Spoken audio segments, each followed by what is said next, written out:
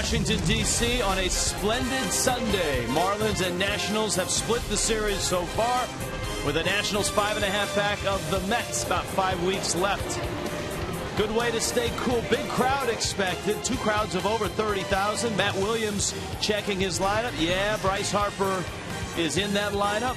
And it's Brad Hand, who's had a great month of August, tries to finish it off. Marcell Ozuna just needs a little direction out there. He is out there in center field. Hi, everybody. Rich Waltz along with Tommy Hutton. It's been a fun series to watch. The long ball is back. And, Tommy, we've been in a patriotic mood since we're in Washington, D.C. I present to you the long balls of this series. I just want to watch. This is good enough to listen to and watch.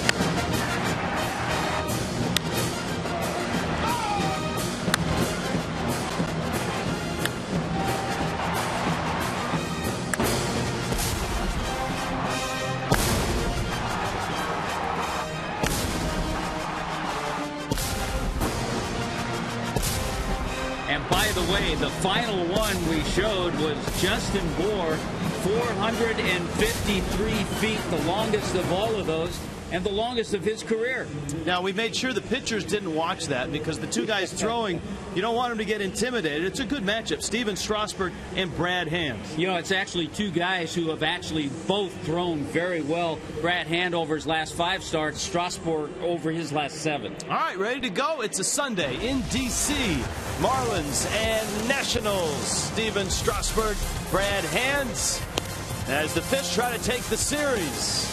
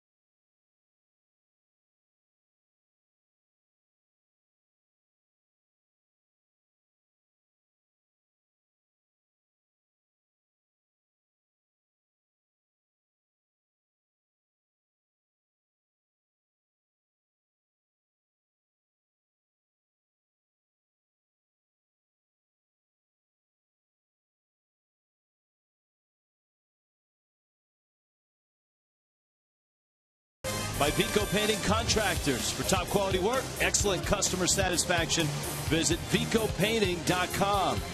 And by AutoNation, save on over 70,000 vehicles now. Visit us online, AutoNation.com. Frank Howard, Hondo. So many tape measure shots at the old ballpark at RFK. A statue here at Nationals Park. Marlins and Nationals. Brad Hand coming in from the bullpen. Big crowd, loud crowd. And the Marlins lineup that goes after Steven Strasburg looks this way. It's brought to you by JM Lexus.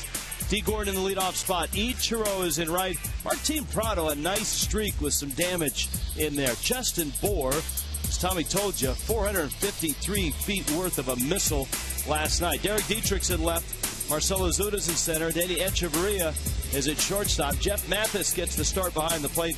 And Brad Hand will hit ninth.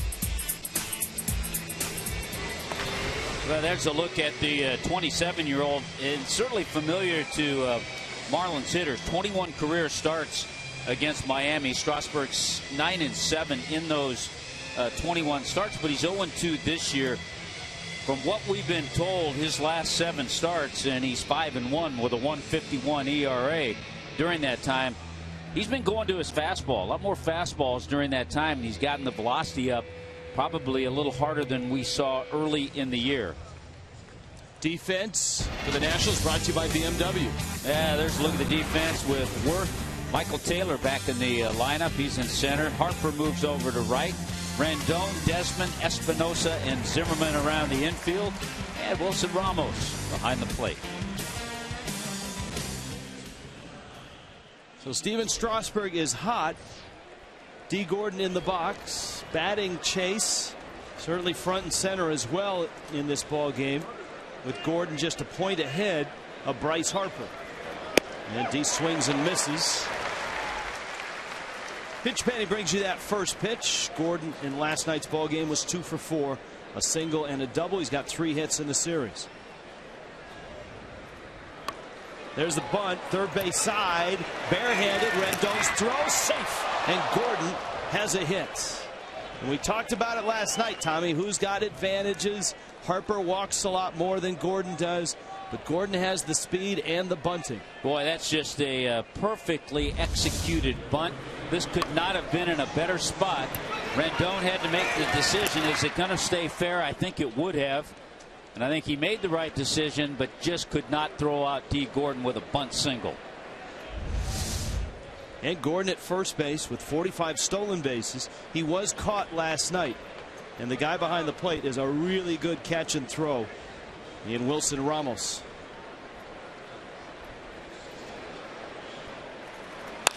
Ichiro rips one into right field. That's a base hit. Harper over to get it. Gordon racing for third. Harper's throw to second. Ichiro in there with a double. And Miami right out of the gate has second and third and nobody out against Steven Strasburg. In this series, Rich, with a couple of pitchers prior to Strasburg who were aggressive and used fastballs, Scherzer and Zimmerman, the Marlins were aggressive. And it looks like they've taken the same approach today. Aggressive for Ichiro. He's trying to pull that ball all the way, and he pulled it for a double. This sets up nicely because the guy who's had some terrific at-bats in this situation is at the plate now. Over the last 2 or 3 weeks, Prado's found himself in this spot, and he's delivered a lot. He's hit an 8 straight.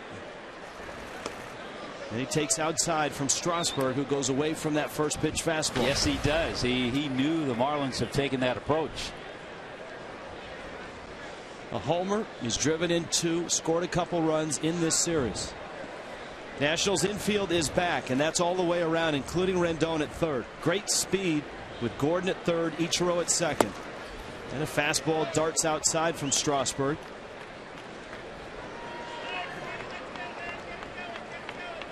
See Rendon backing up. A chance to get on the board right away. Justin Bour and then Derek Dietrich behind Prado.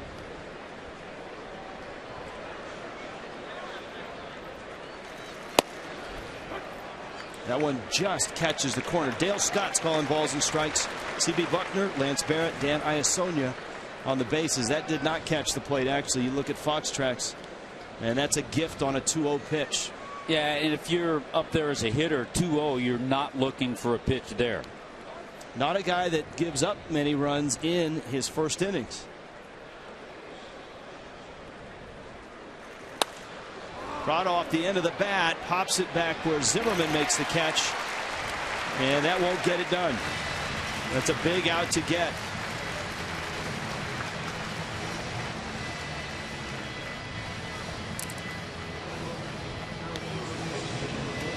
Now it's up to Justin Bour here with 1 out.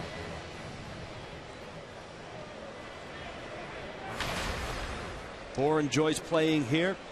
College player at George Mason, close by Washington, D.C., Centerville, Virginia, suburb here in the Beltway. He's also had a little success against Strasburg, 3 for 8 against the right-hander.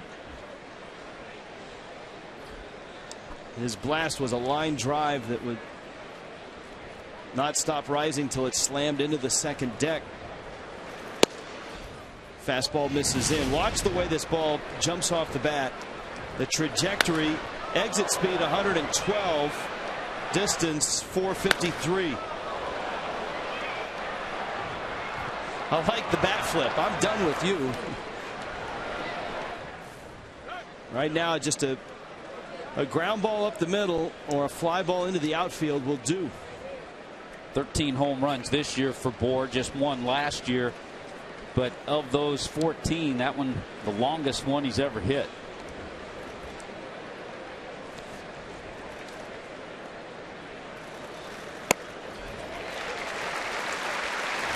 Strasburg gets a strike, and it's 1-1. His career numbers in this ballpark. The slugging percentage for Bour is starting to climb. It's at .434, reflective of not only the 13 homers but 14 doubles.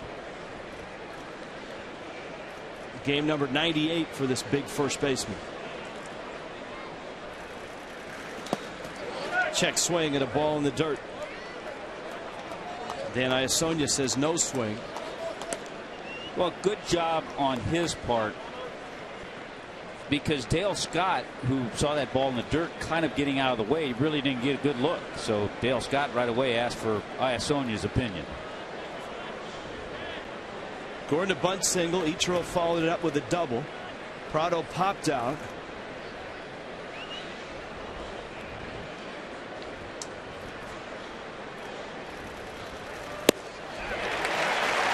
And Strasburg staying with that fastball. It's 2-2. He does have an outstanding changeup, which he will use to lefties and righties on occasion. You know, I would be surprised if early on, because he hadn't thrown it yet, if he would throw it here. Well, let's see what Bour gets. If he does, it'd be a tough pitch for Justin Bour. Fastball, Bour crushes it. Right center field. Way back and gone. A 3-run shot. And Miami puts 3 on the board. Justin Bour back home and leaving Nationals Park again. Steven Strasburg may be rethinking and second guessing himself about not throwing a changeup or not going with the breaking ball. He went with the fastball, 95. It got a lot of the plate, and Justin Bour got a lot of it. Stunned silence here at Nationals Park. Come on, back him up right here. Except for the contingent of Bour fans that are here. There are a pretty good number. Bour's friends and family, and a nice group in the dugout. Happy to see Bour and the Fish get to Strasburg early.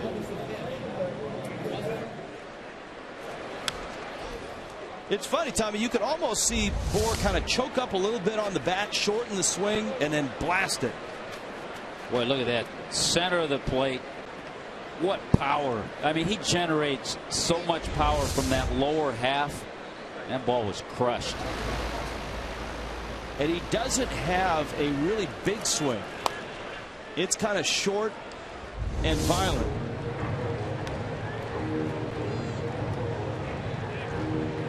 Yeah, he knew it. There's that flip that's sort of like, yeah, okay, I got it.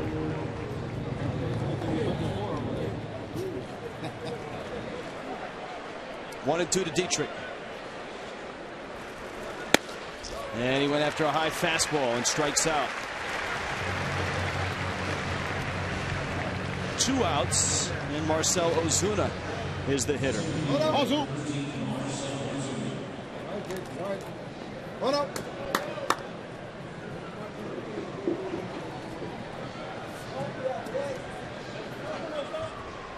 Very good work by the crack staff, our producer John Sulcer as well, deciding to go with the montage of home runs in this series to open the telecast. Ramos is going to make the catch. We showed you 8 to William Tell's overture. We've got one more to add, and that is Justin Bour against Steven Strasburg. 3-run shot, and it's 3-0.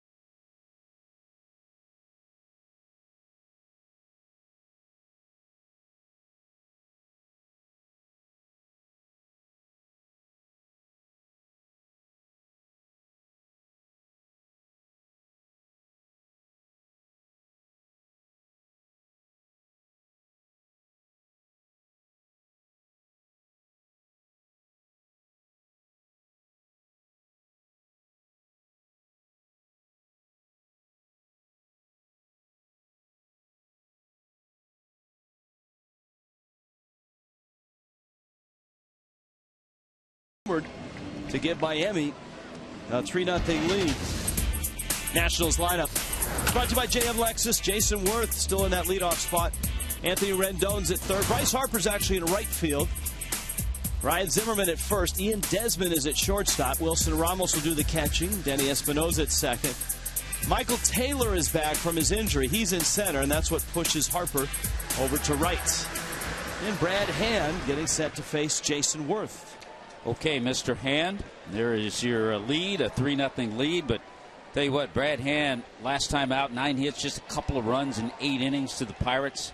Last 5 starts for Brad, 3-1 record, a .290 earned run average, 5 walks, 21 strikeouts. Great ratio in strikeouts to walks. And in our conversation with him yesterday, Tommy, the walks were something that he really focused on. He said one of the things he's learned in the big leagues, especially in a starting role, is you just can't walk people. And the fact that he goes from the stretch, he's really streamlined his delivery, got that fastball command going. That's been a big help to him. Worth in the leadoff spot. And while Matt Williams trying to get him jump started by moving him up, he was hitting 7th before they moved him up. And it has kind of sparked him. His on base percentage in the leadoff spot, .390. To left, Dietrich sees it and makes the catch. Check in on that Marlins defense, brought to you by BMW. Very bright out there. Need the sun block, the eye black, the sunglasses. Dietrich Ozuna and Ichiro in the outfield. Everything looks the same in that infield, and Jeff Mathis to handle Brad Hand today. Yeah, Ichiro's got the glasses on. This is for a day game, not an easy outfield.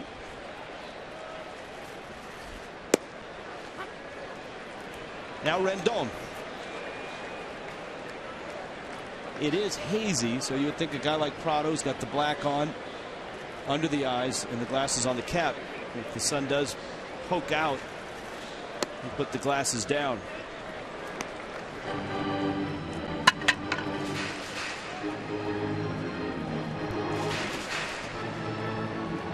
Dietrich also blacked up. Dietrich has it all going.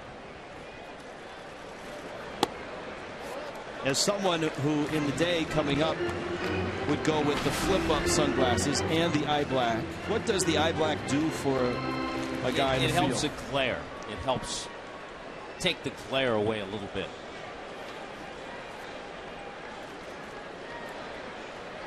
Two-one pitch to Rendon, and he cracks it into the seats. And there's two types of eye black.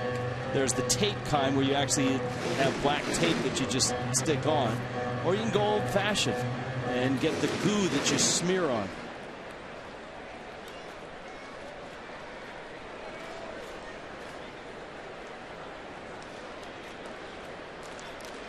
Rendon with the count 2-2. He's got a 7-game hit streak. He's been hot. And there are some signs that the Nationals are starting to play better. Strasburg has been better since coming off the disabled list.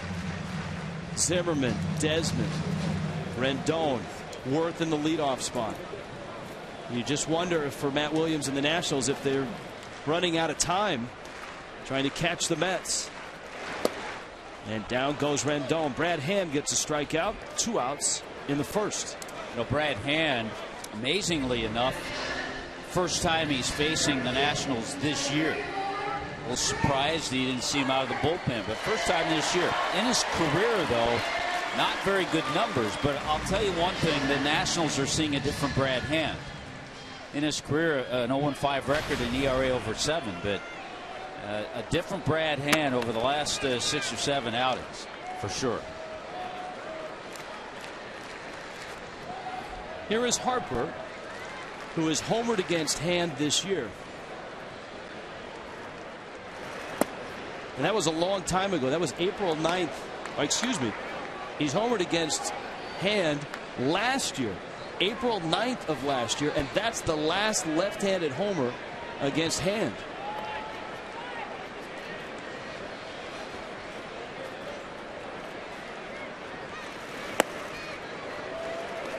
He swings and misses at a breaking ball. It's 0-2. Hand has started to throw that slider a little bit too, Tommy. Yeah, he adds that with the curveball, with the changeup, with much better command of the fastball too.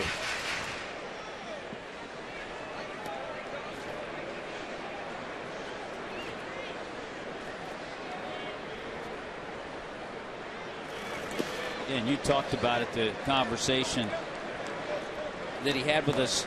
He was, you can see it in his face, the fact that he's walked just 2 in his last 3 starts, 20 innings.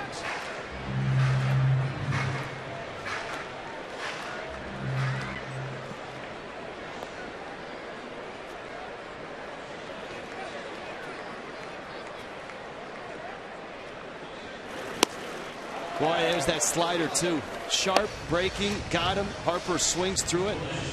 And a nice inning for Hand to open this day in D.C. Miami up 3-0.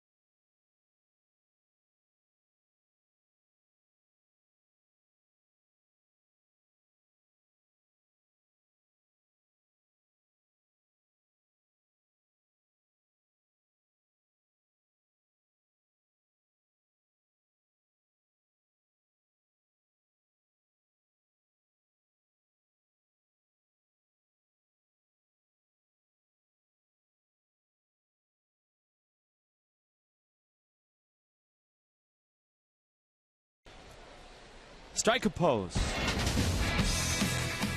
Fish family members, renew your season tickets today. A chance to win a trip to San Diego in the 2016 All-Star Game, along with other incredible prizes and experiences that are given away daily. 1-877-Marlins, or go to marlins.com to renew. Push bunt, Echeverria, and it gets by Strasburg, and he's got himself a hit. Adeiny Echeverria, resourceful. Ryan Zimmerman still kind of trying to master the nuances of first base as well. I'm not so sure Keith Hernandez even makes this play, though, because if he leaves the bag to try to field the bunt, then Echeverria beats him to first base as well. That's just a perfectly executed bunt. And the Marlins have done that twice today already. D. Gordon and now Echeverria. Espinosa trying to shovel it. Echeverria arriving just before that. So Mathis now with Echeverria at first. And Strasburg up and in with a fastball. For Mathis, it's been a struggle getting started offensively. Always known as a defensive catcher. That hasn't changed at all. He also has proved to be a really nice mentor and resource for JT Realmuto.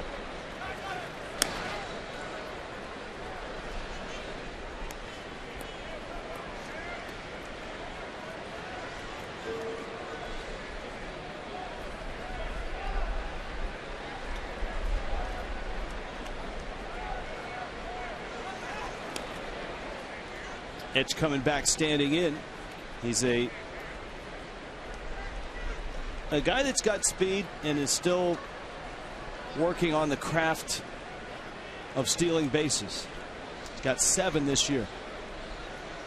There's his career numbers.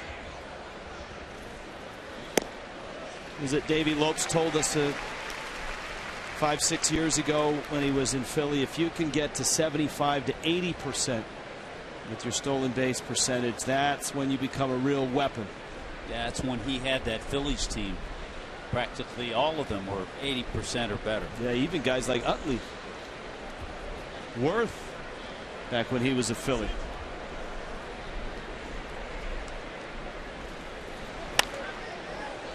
Mathis pops that one back and out of play. Yeah, a lot of people forget Jeff Mathis was the first-round pick of the Angels back in 2001. Mariana High School up west of Tallahassee, about 60-70 miles.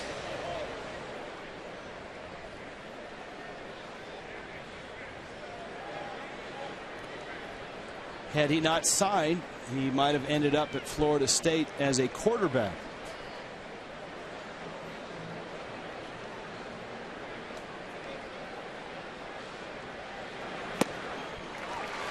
Mathis swings and misses. Strasburg's second strikeout, first out of the second. Fox Sports Supports proud to team up with Boys and Girls Clubs of America. Boys and Girls Clubs help young people to reach their full potential as productive, caring, and responsible citizens through programs that promote character and leadership, education, healthy lifestyles. For more information, foxsportsupports.com. Nice Sunday crowd here in Washington, D.C. A 1:30 local time starts.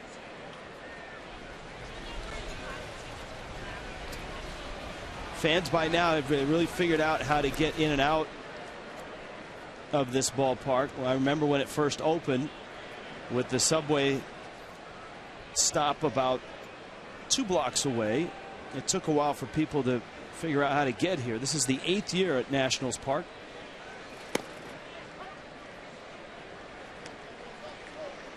You talk about takes a strike. A developing area. All you see are construction cranes as we peer out toward center field. It's kind of starting to block the Capitol building, actually. It's kind of reminiscent of what we saw in San Diego with all the building that came around Petco. Hand, who has been a terrific bunter all year, sets one down. And that brings up D. Gordon. That's just a nice job by Brad Hand. We've talked a little bit about this, Rich. The way the Marlins over the years have, I guess, best way to say, they've had their way at times with Steven Strasburg. If you look at, he's had 4 starts of less than 3 innings. He's had 5 starts allowing 5 or more runs, and the 7 losses, most against any team. So, yeah, there have been times where he's pitched really well, but there have been other games that he struggled. Remember a game here he had to leave with a back injury. Now Gordon, who has a bunt single. Echeverria, good lead at second. It's a swing. And strike 1 to Gordon.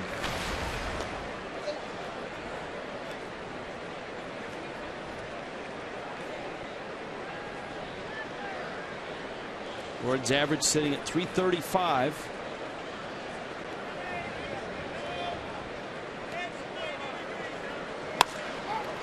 And he sends that one out to left. Jason Worth on patrol, makes the catch. Miami leaves that runner. Bottom of the second coming up, 3-0 Miami.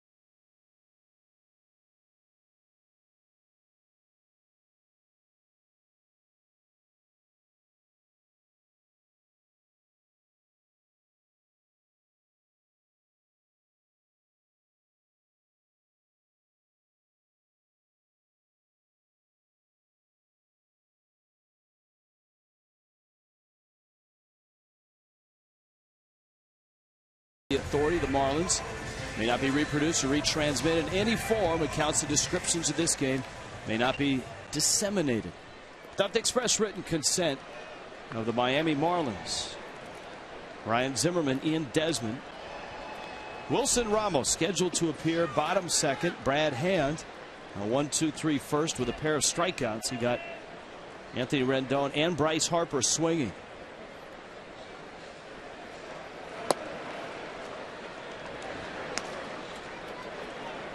A bit of a relief for the fans here in the Beltway.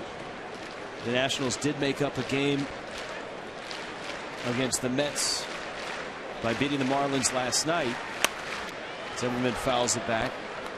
However, the Mets lead Boston 1-0 in the bottom of the 4th. And it's Noah Syndergaard who's given up just 1 hit and looks sharp so far.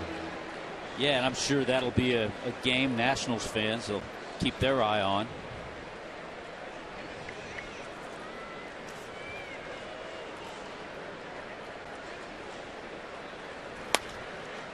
Zimmerman lines it foul.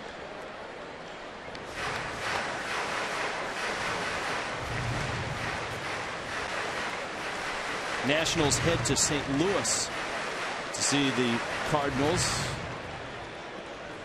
They have 2 series left against the Mets. At home in early September and on the road in early October. Gordon back, and a nice play there.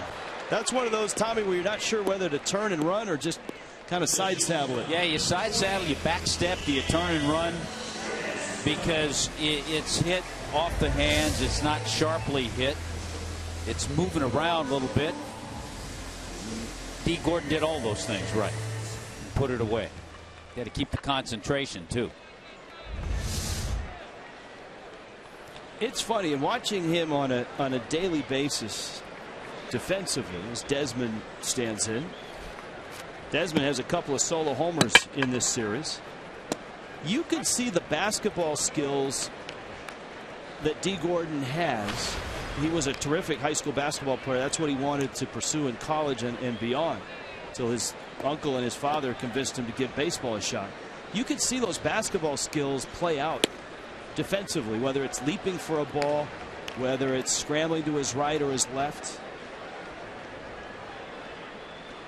Bet you he was a pretty good point guard. Oh, I would have liked to seen him play. Check on that. I would imagine Dad has some old video, maybe. Some high school basketball. That's a great call. Yeah. Much like the Ameziga tape, the lost D. Gordon basketball diaries.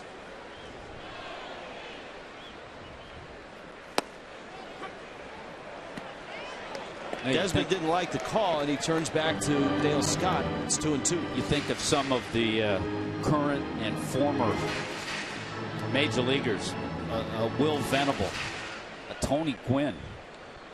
Yeah, guys that were outstanding college basketball players. Venable was all Ivy. Gwynn, I believe, still holds the all-time assists record at San Diego State. Marlins had Mark Hendrickson in their rotation. Yeah, I'm thinking of point guards, though. I'm thinking of small guys. Okay. I'm not throwing in Hendrickson or Chris Young. Well, those guys are both not back-to-the-back centers, but they were guys that could play the 4 spot for you. Step out and hit the 3. 3-2 coming to Desmond. And it just missed.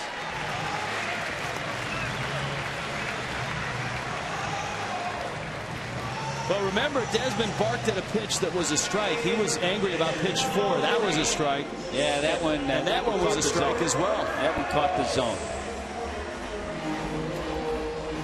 Now, it's not an easy job. I mean, the ball's coming at 93 with movement. And we're looking at a pitch that just caught the corner and the knees. So right now, pitcher and hitter trying to get accustomed to Dale Scott, the veteran umpire behind the plate today. Dangerous guy here in Ramos, who's homered in this series. And all of a sudden is on a little bit of a power run. His nickname, the Buffalo, for good reason. He's big and strong. 3 homers his last 6 games.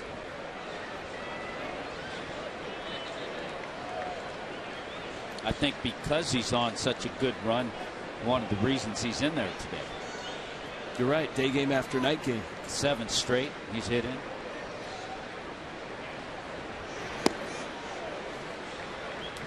You know, that's also for a manager like Matt Williams is a bit of a quandary when you're desperate. And I don't want to say that Nationals are really desperate, but it's close right now. They're 5.5 back, and they're running out of time. They're just about to turn the calendar to September. Giving guys days off, resting guys, all of a sudden that becomes less of a priority. It's hard as a manager, and for any manager, that's a dilemma, is when you give guys a day off, you hope that you can do it during the season. So if you get to this point, you can ride guys if they're hot or put guys in there, because every game becomes a big game.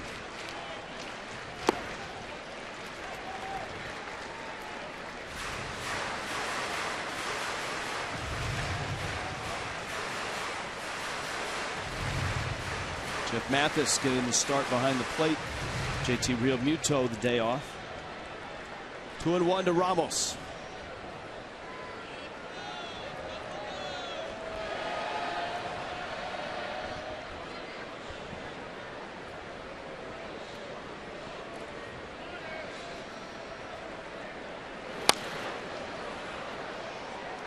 One thing about Ramos, though, if Brad Hand can make a pitch, and he's got an opportunity, got 2 strikes now on Ramos. If he can make a pitch, get him to hit that ground ball double play.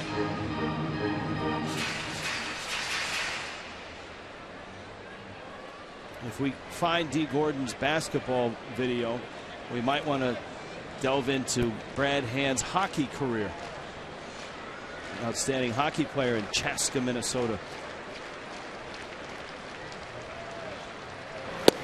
And Brad Hand gets a strikeout of Wilson Ramos. That's 3 strikeouts for Hand already in the ball game.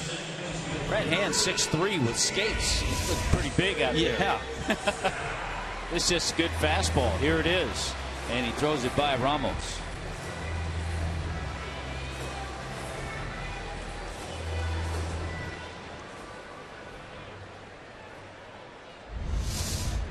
Now Espinosa, who is starting at second base.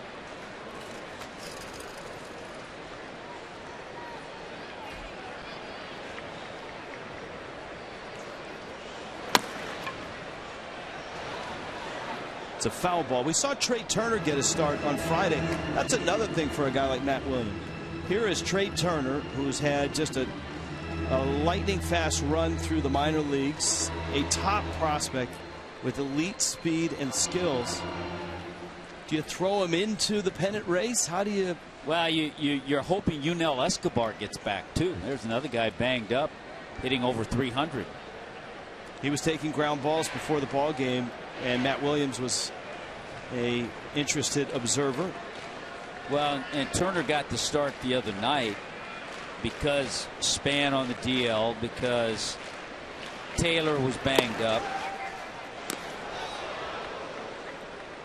So he got that start. But yeah, I think if you're Matt Williams, you have to be careful about putting a young guy in if you have the others available. And unfortunately for Turner, he may not get a lot of games, a lot of reps here in September as September comes around. Of course, you never know. He might provide a little bit of a spark and speed. You're absolutely right. You never know. You know, the Nationals don't have a lot of team speed. Turner would provide that. 0-2.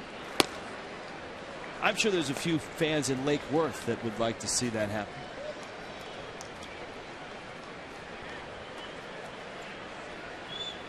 They would say, get Espinosa out of there, get Turner in there.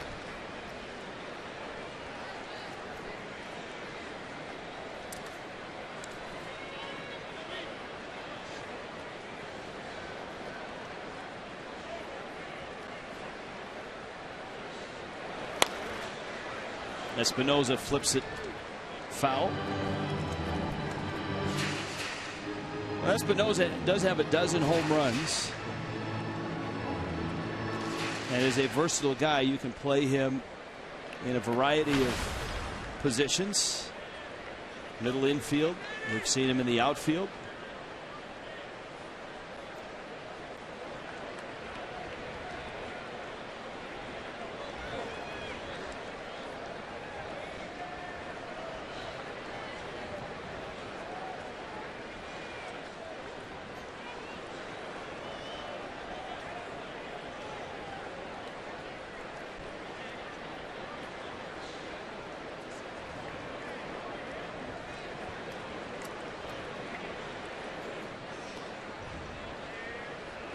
One-two. Got him. Brad Hand has struck out 4 in 2 innings of work. And the Marlins with Justin Bour coming up.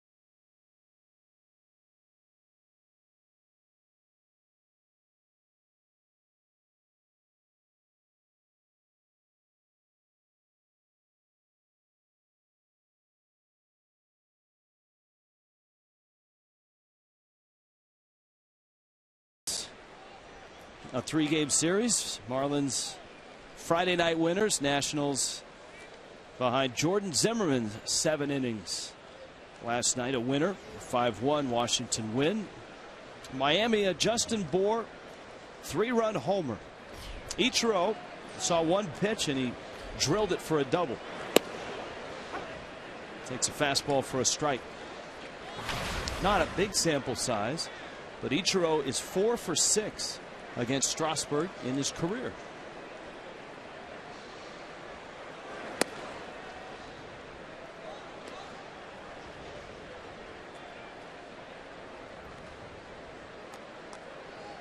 Marlins have a couple of bunt hits already. D. Gordon in the first, Danny Echeverria in the second. One down each baseline. Gordon chose third. Echeverria pushed it up the first base side.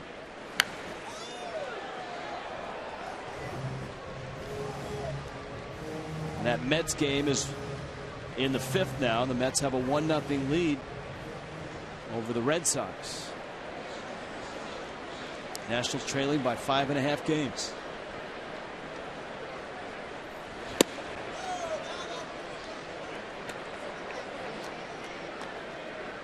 And the Blue Jays have already hit 4 home runs in their game. That is Donaldson 36, Encarnacion another. Remember, he had 3 yesterday. He has 30. Kevin Pillar and Russell Martin did his 17th. So Mark Burley, 4 shutout innings with a nice 6-0 lead. You know, the real fun part about that, they're fun to watch. The entire country up there is captivated by the Blue Jays right now. Ichiro pulls it, and Espinosa gobbles it up. Everyone's singing your favorite song up there. Let's go. Okay, Blue Jays. I don't know that they're doing the aerobic 1980s routine that they used to do. See, they could have 80s night, and they could have done that. That's right.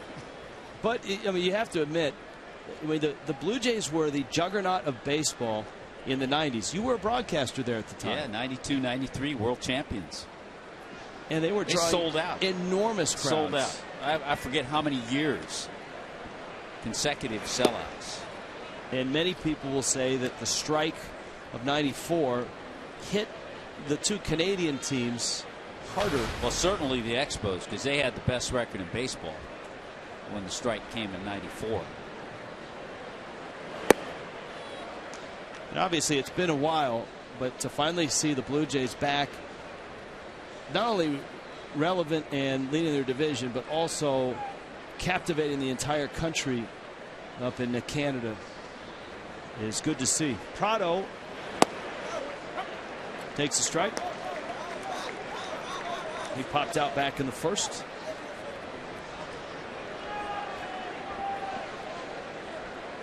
Justin Bour on deck. Prado's bouncer is kicked by Espinosa, but he gathers it up and gets the outs. This ballpark, when first opened, you were saying, all right, is it going to be a home run park or not? Look at August, Tommy. 2.19 homers per game. The month of August is a magical month. And even September has been a good month for home runs here. You know, for whatever reason, you might think air currents, temperature, something like that. But just this series, we've seen the way the ball is jumping out. Yeah, you say jumping out, but all the balls have been hit well. All the home runs have been no cheapies.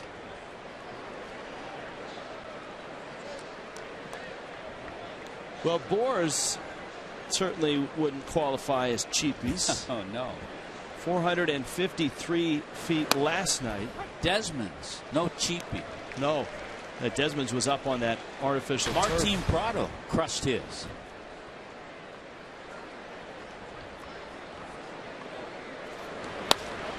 Bour down the right field line. That's deep in the corner and foul. All right, here are the 2 home runs. Watch the distance on these. First, go back to last night. Fastball out over the plate. That's 453 feet.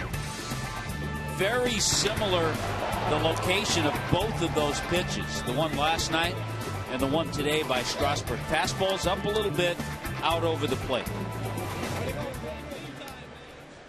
And notice that the Nationals don't put the big shift on. Remember in that series with the Pirates, we saw 3 guys over on the right side.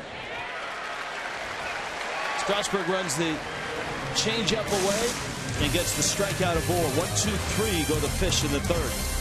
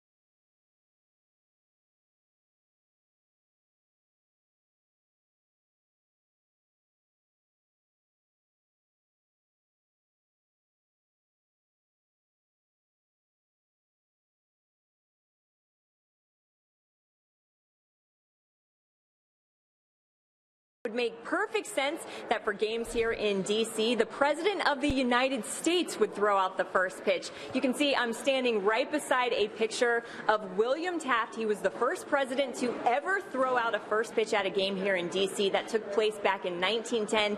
Interesting fact, Jimmy Carter is the only president since 1910 that hasn't thrown out a first pitch. So if you have a chance to make it to a game here in D.C., be sure to visit the President's Club. You're going to be able to see a picture of every president that has thrown out a first pitch since 1910. That includes our current president, Barack Obama. Thank you, Jessica. I wonder if that's how Taft got into the president's race. The fact that he had such a tie. And that's why Jimmy Carter's not in it. Although Carter was a fixture at a lot of Braves games. A lot of Braves games. Yeah, that's surprising. 1-1 pitch to Michael Taylor. The Nationals happy to have Taylor back after that scary collision with the wall in center field this past week. A bruised knee. He leads it off with Steven Strasburg and Jason Worth. Also due up against Brad Hand, who has 4 strikeouts and a walk in 2 innings. Liner to right. And a base hit for Taylor. Taylor just 24, and of course we've talked about it, a Fort Lauderdale, Westminster product is really starting to get it, and they're really excited about his future. I think in any other year you might even hear his name a little bit more in Rookie of the Year, because he ranks first in stolen bases, assists, third in RBIs amongst rookies. But there's so many solid rookies this year, you just haven't heard as much about Michael Taylor. Strasburg trying to bunt, drops it down. Mathis on to first in time.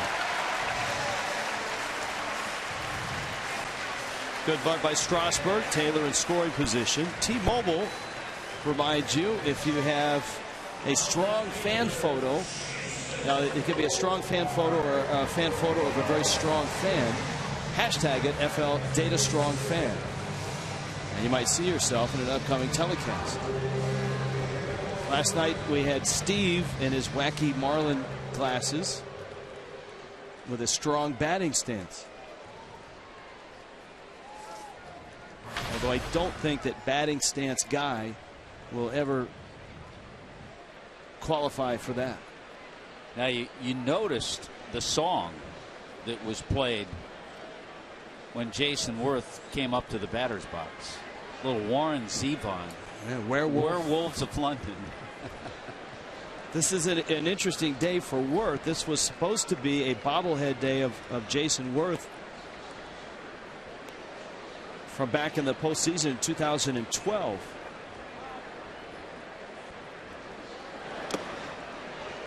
And the moment they wanted to capture on the bobblehead was Worth landing on the plate after hitting a walk-off home run.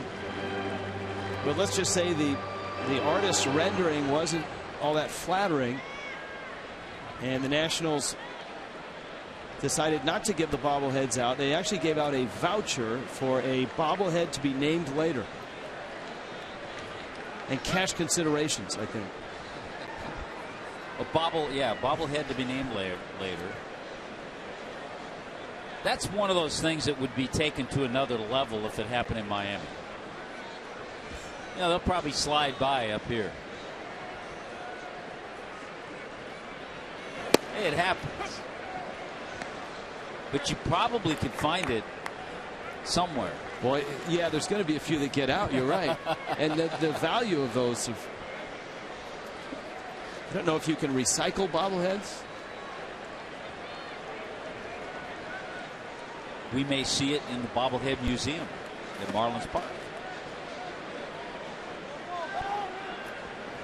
A lot of action at second. Everything was going on that pitch. With Hand coming to the plate, he missed out. Gordon was breaking. Taylor was breaking back to the bag. And the count is 2-1 to Jason Worth. A Justin Bour homer to the deep reaches of right center field. A 3-run shot so far standing up for Miami.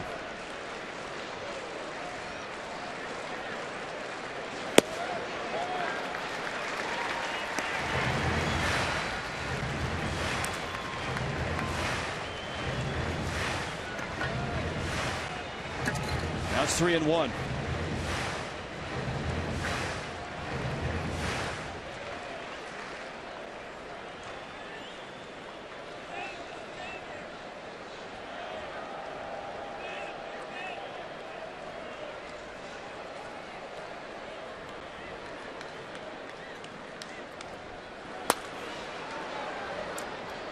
Count full at 3-2. So right now with Denard Span out, Jason Worth is the leadoff hitter, and from pure on base, we noted earlier, it's worked. 390 on base since he slid into the leadoff spot.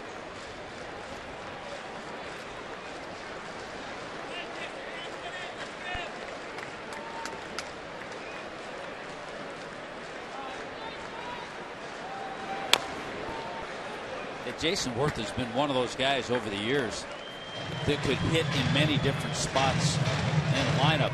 Hard to believe with the production he's had, a year in which he hit 36 home runs, 1 year with the Phillies.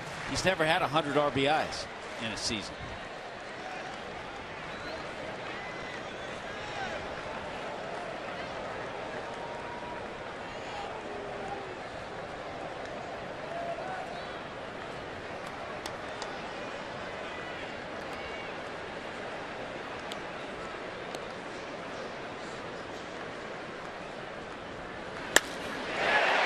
To left and gone.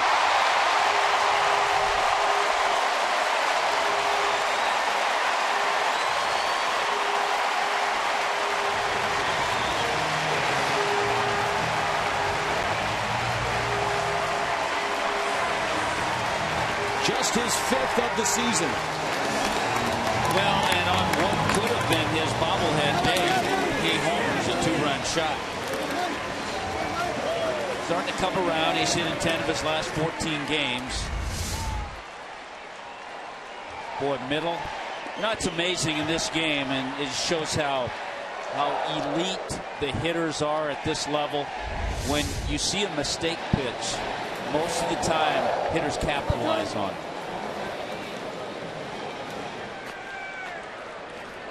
So the lead down to a run. It's 3-2, and Hand misses away to Anthony Rendon with Harper on deck. Maybe this leadoff spot has sparked Jason Worth to life offensively. And that's another sign too, Tommy, that the Nationals are starting to get better. Guys are starting to heat up, which should make for an interesting September.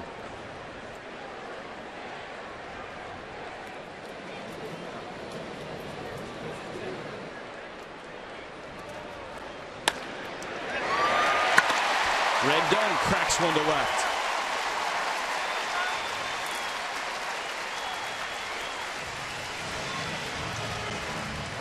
Brad Hand trying to collect himself and reboots. Your child's birthday party at a Marlins game, or your grandchild's birthday at a Marlins game. All new Celebration Club party, Sea Creatures Birthday Bash. You get an inclusive food package that comes with birthday cupcakes for everyone. Parties are available for groups of 20 or more. Marlins.com/groups. Go to 1-877-Marlins. Tommy, I could see for your granddaughter's birthday, Julio the Octopus coming on up to Palm Beach Gardens. And I still see Tutti the Fruity a little bit more. Maybe they could carpool. That's right. Take the Fan Express. Harper struck out in the first.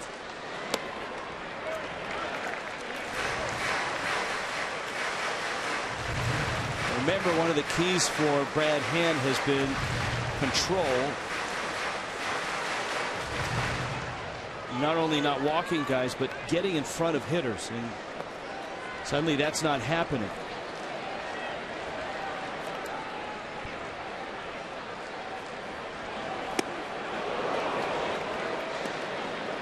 Harper jumps at that one.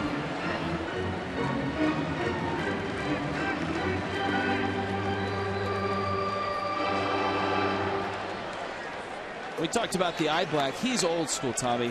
He's got the tube of black and just smears it everywhere. Ends up looking like almost a raccoon. It's a tube. It's shoe polish, whatever. He just loads it on. But has not had great swings so far in this series. Marlins have pitched him pretty well. That always a good practical joke. Kind of long ago in baseball, where you'd actually line the brim of a guy's cap with the eye black, or the hot stuff. Yes.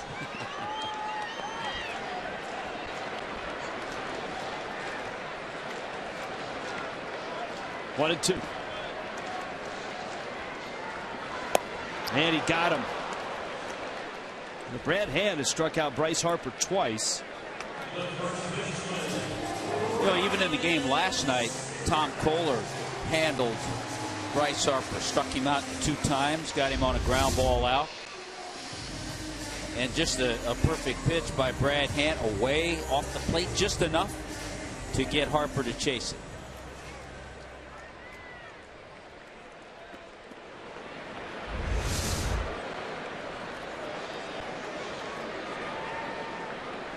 Now Ryan Zimmerman. Last night, Zimmerman homered. Echeverria flipped to Gordon in time, but the Nationals strike another home run. There have been 10 already in this series. A 2-run shot by Jason Worth. It's 3-2 Miami.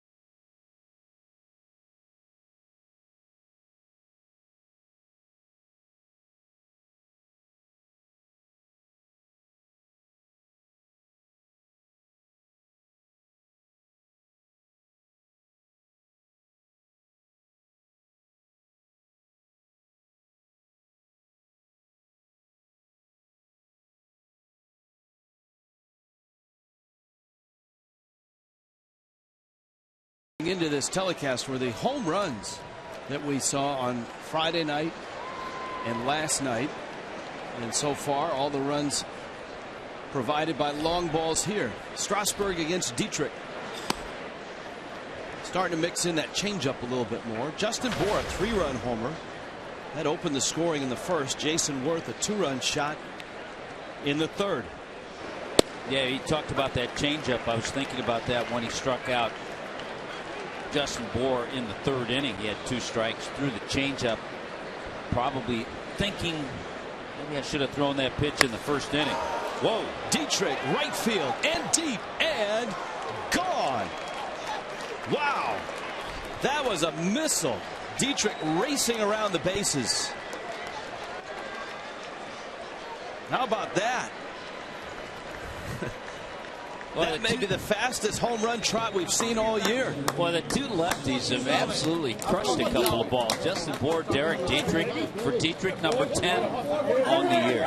That was 93, so kind of in between fastball changeup.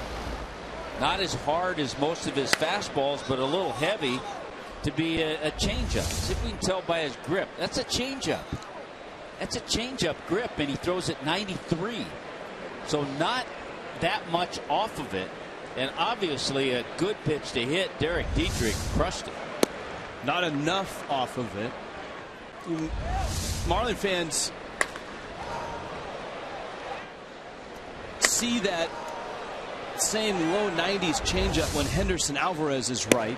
Alvarez got the idea to throw it watching King Felix throw in Seattle. But you're right, Tommy. If you're going to throw it, Strasburg's fastball has been 95, 96. That's only a couple miles an hour lower. And think about Henderson Alvarez's. His has a lot of sink. His is heavy. As does Felix's. So a couple of guys, even Jose sometimes. Jose Fernandez will throw that changeup. Could be 89, 90.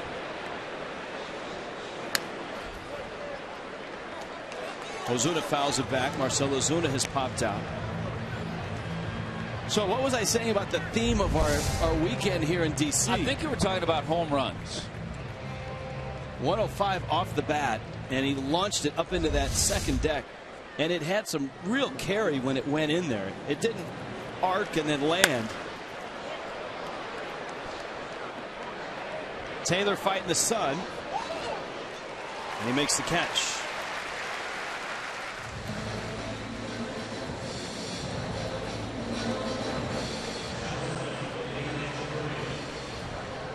Here's Adeiny Echeverria. Yeah, you hit anything in the air today, you have to make sure you go hard because it's going to be a battle for outfielders. I think Ozuna saw that. He wasn't going all that hard at first, but once he saw the glove up and Taylor battling the sun, he kicked it into gear.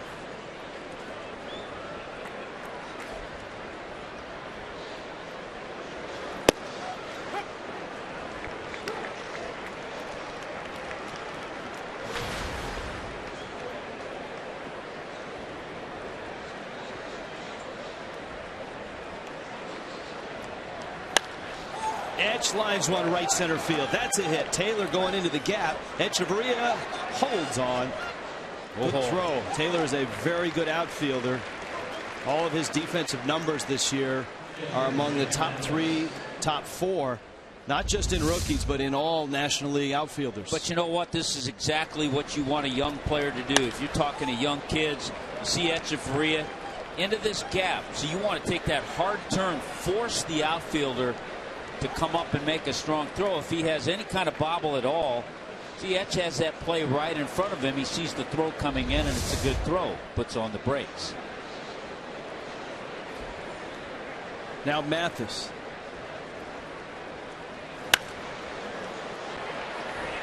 Mathis pops it up. Zimmerman makes the catch in fair territory. With 2 outs, here comes Brad Hand. Into Atlanta, the Marlins arrive. South Florida Honda dealers brings you Marlins Live. Get you ready. A 6:30 start. Preview of Game 1 in Atlanta. Chris Narveson, Mike Foltynewicz. A real tragedy in Atlanta last night. A fan falling from the upper deck. Was taken to a nearby hospital and passed away late last night. There was a big crowd at that ball game last night in Atlanta. Well, they've had big crowds. The Yankees in town.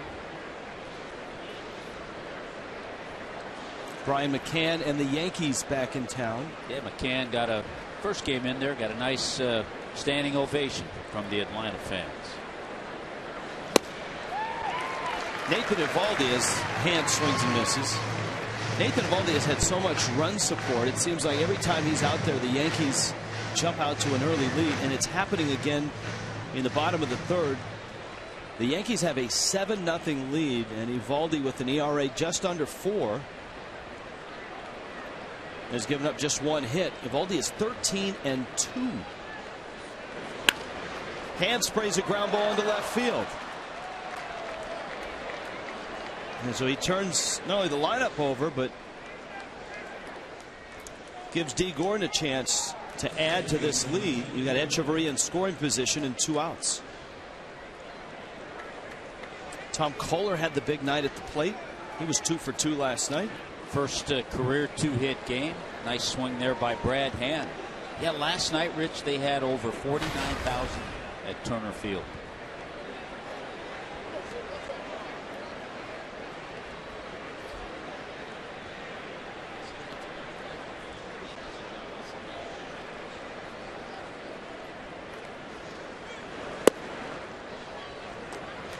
Yeah, second time through, and now this is the third time through for Gordon. Strasburg mixing in a lot more breaking balls, a lot more changeups. Gordon a bunt single, and then line to left.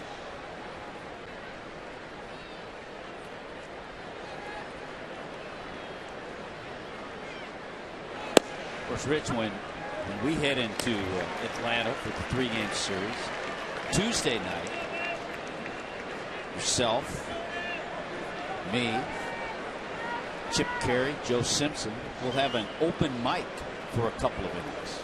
That's at the game or like at Giggles Comedy Club? That's Tuesday night, right? That'll be Tuesday, yeah. So it'll be all 4 announcers. Is that going to be a first? I don't know. Hopefully it's not a last. we think it is. We think it might be. Our good friends at Fox Sports Southeast, as they're now called. Chip and Joe. It'll be all 4 of us for an inning or 2.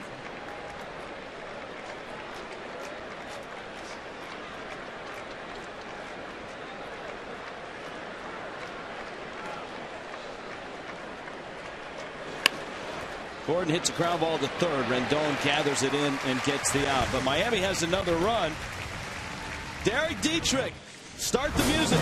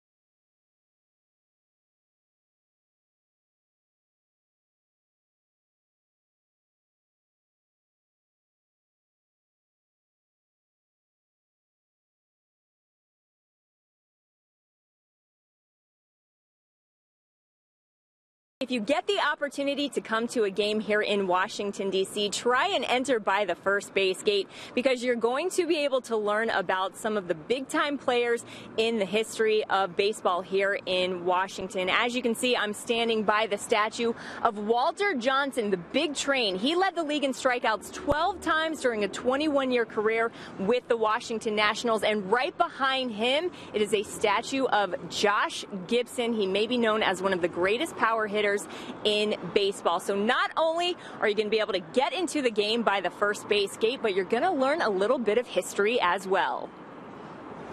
All right, thank you, Jessica. Yep, this franchise has come so far since they arrived here, played at RFK for some seasons. 8th year of baseball here at Nationals Park. And the success that they've had, the postseason appearances, starting in 2012.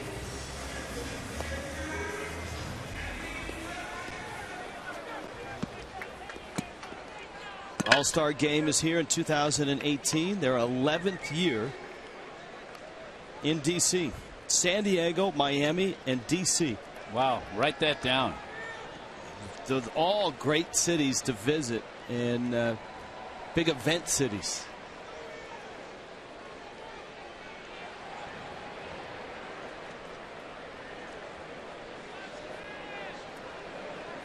Ian Desmond. You got Wilson Ramos, Danny Espinosa to follow. 2-run homer by Jason Worth, the extent of the offense for the Nationals. Brad Hand has struck out 5, walked 1. You see how Brad comes back this inning after giving up the 2-run homer to Jason Worth.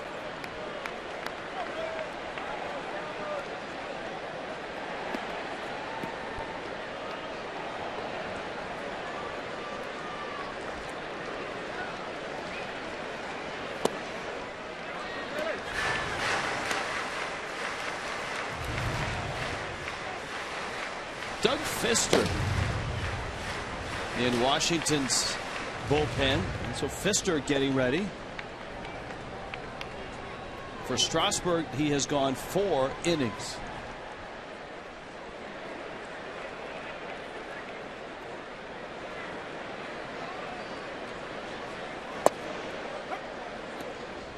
A little bit surprised with Fister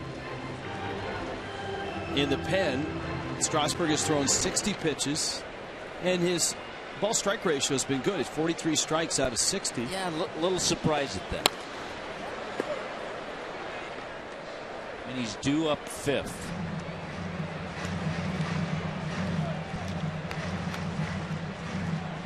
Fister isn't throwing with a lot of urgency, so maybe they're getting him ready in case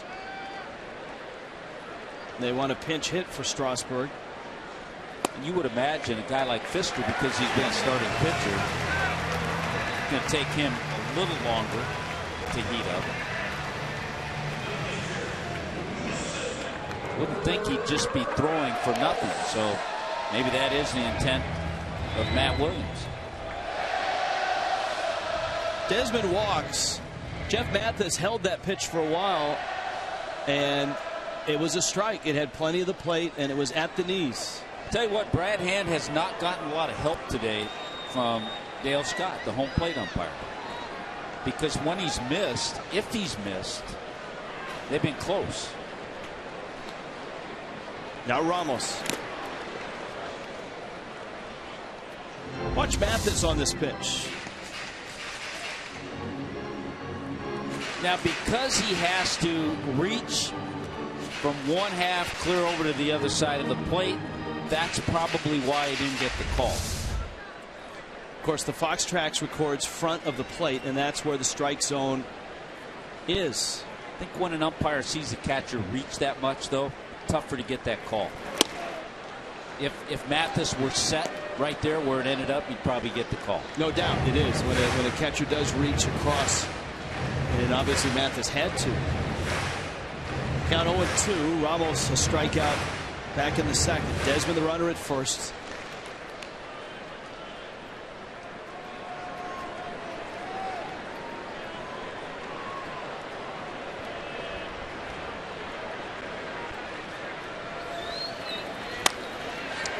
middle. Gordon flips. Echeverria turns. And Brad Hand gets a nice double play.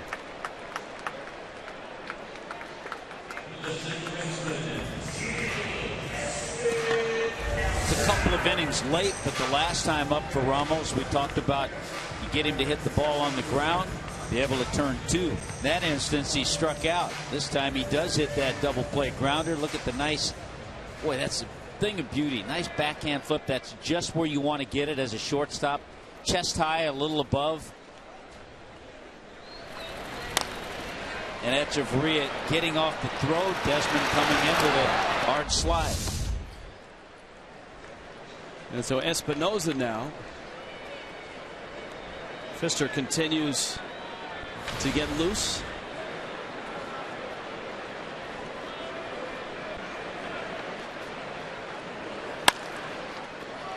Two hopper for Echeverria. And Brad Hand gets through the fourth nicely.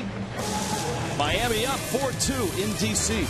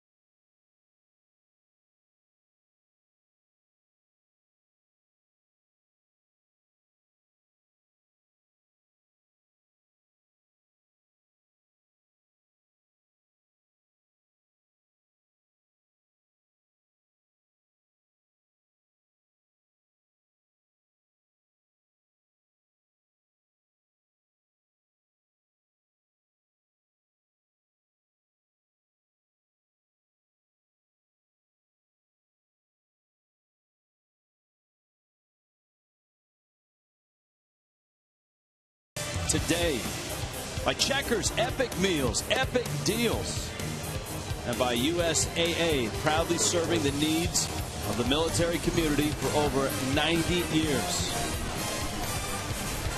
Warm day in D.C., big crowd at Nationals Park. Really a surprise, Rich. Doug Pfister has been brought into the game. Now, 60 pitches for Strasburg. You would think if Matt Williams was going to make a move, he would wait, give Strasburg one more inning because his at-bat comes up next inning. But bringing Pfister in this situation tells me there might be something wrong with Strasburg. We'll try to get word from the Nationals clubhouse. One pitch that kind of stood out against Hand, Strasburg. It's that right kind of arm shoulder around. Very similar to an earlier start this year where he came out. Yeah, and he went just 3 innings against the Marlins in that game. And that was an upper back issue. That was here on May 5th. Kind of back of the that right shoulder. So certainly a different look with Pfister, the tall right-hander. Pfister 6'8", 210 pounds. Making his 5th relief appearance. Remember, he was in their rotation. 15 starts for Pfister. But the sinker wasn't sinking a lot. 114 hits, a little over 92 innings. It sure sunk last year. He was 16-6. Ichiro Desmond gets the out with a really nice ERA last year of 2.41.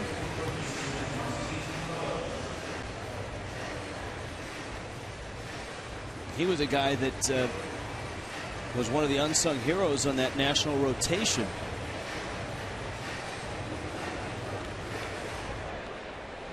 Guy who pitched in the World Series, made a nice start against the Giants in 2012 as a Tiger.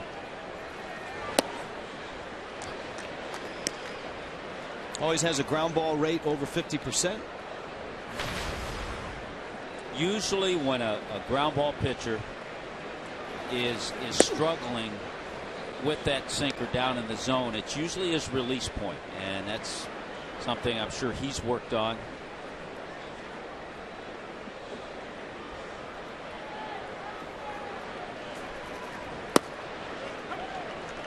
It sounds like such an easy thing to fix in this day and age of video and all that, but it really isn't.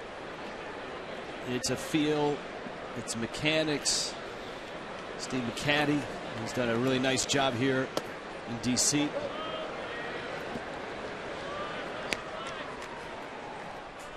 Constant work for pitching coaches and hitting coaches. Yeah, Strasburg 4 innings, 7 hits, 4 runs, 60 pitches.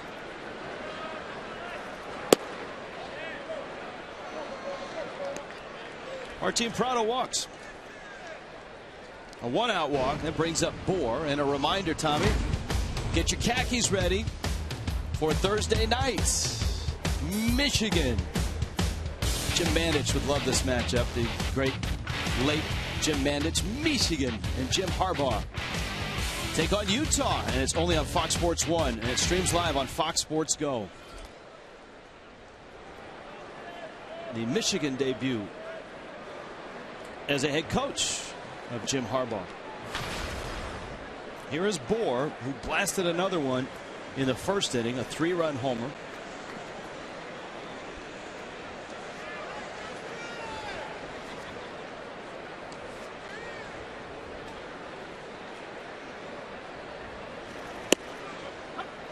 For those of you that don't know, Jim Mandich, of course, the great. I mean, he did a lot of things well. He was obviously a Dolphin, played on the great Dolphin teams, and then had a long and successful career as a talk show host in Miami. Out there, and Bohr is doubled up. Miami done in the 5th. Halfway through in D.C. Lots of homers in this one, 4-2.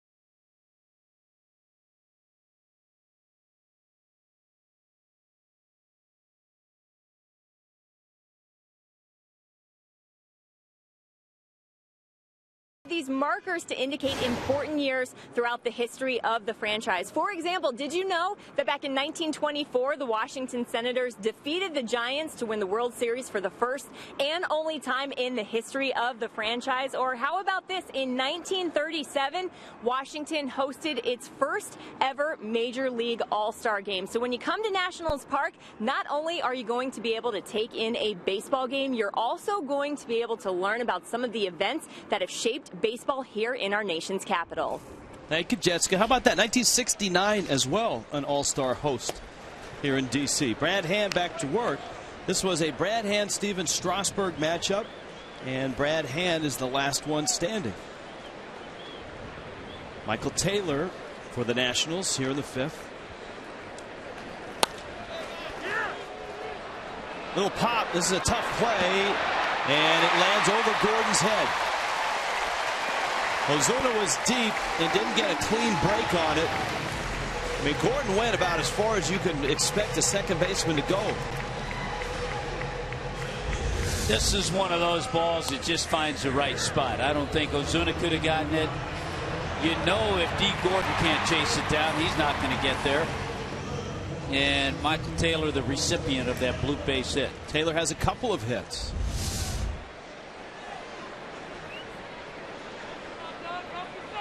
And that allows Doug Fister to try to bunt Taylor up.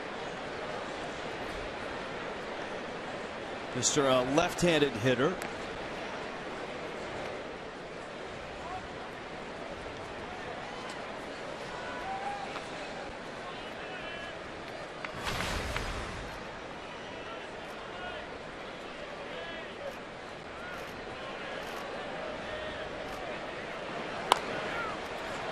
Good bunt. Bohr flips. Gordon's there. You could hear Gordon actually tell Bohr that he was there. Bohr didn't see him until the last minute.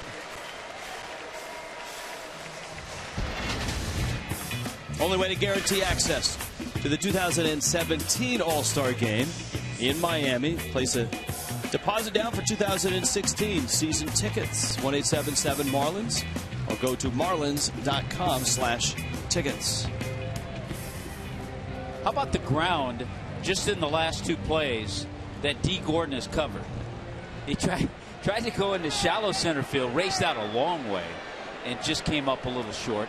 And then from his second base position all the way over to cover first base and get the flip from Justin Bohr for the out. He's been busy. This has not been an easy hitter for Brad Hand. Worth lined to deep left in the first,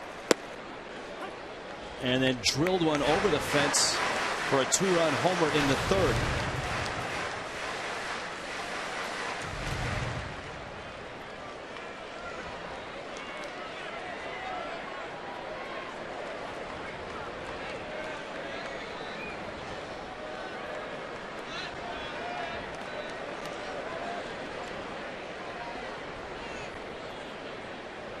Hand steps off. And the 2-run homer, the extent of the offense for the Nationals. Miami has hit 2 home runs. Justin Bohr, a 3-run shot in the first, a solo Derek Dietrich job in the fourth. That's by Prado and into the corner, and Taylor will score easily. And this has been the one hitter that has tormented Hand today.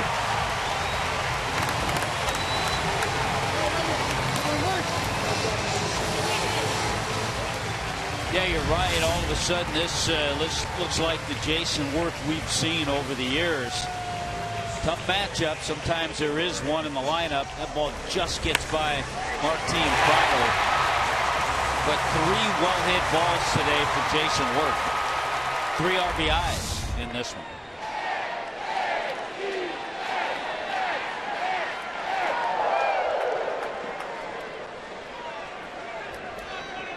Well, the one thing Hand was able to do in the third after the Worth home run is calm things down, get a couple outs, and get out of the inning. But he has some really good bats lined up. Rendon, Harper, and if anybody reaches, you got Zimmerman. Worth started, and Echeverria chases him back and gets the out. A good decision by Worth, maybe, to head back to second. All of a sudden, the veteran in Jason Worth came out, and he realized, nope, not a good play.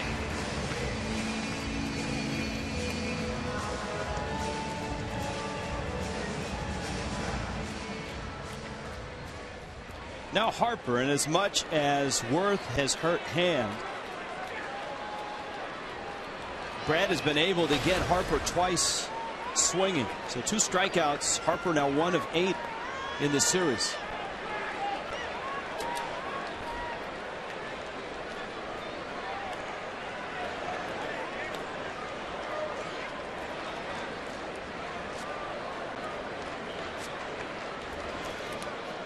they kind of check on the averages. Harper with his 0 for 2 at 330. D. Gordon 1 for 3. He's at 333.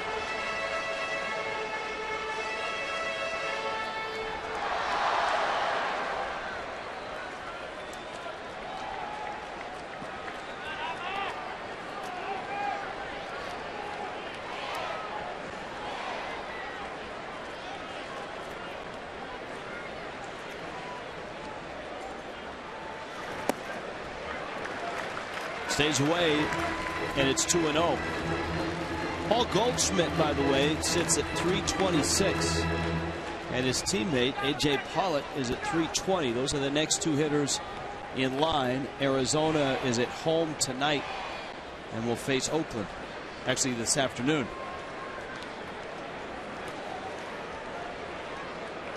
By the time it ends, it'll be night here in the East, with Miami headed out to Atlanta, and the Nationals on their way to St. Louis. Tell you what, Rich, A.J. Pollock quietly having a super year. Mitch in the batting average, he's second to D. Gordon in multi-hit games. D with 46, Pollock has 45.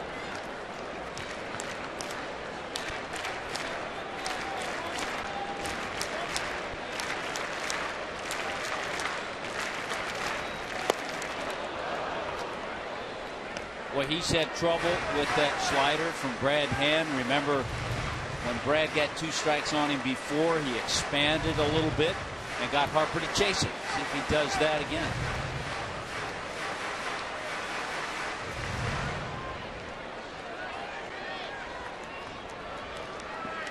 It really is a different look for Hand, who has always had that great big overhand curveball.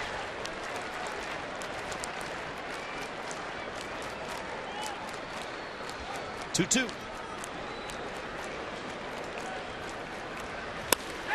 There's the slider knocked into left. And the Nationals have tied this game.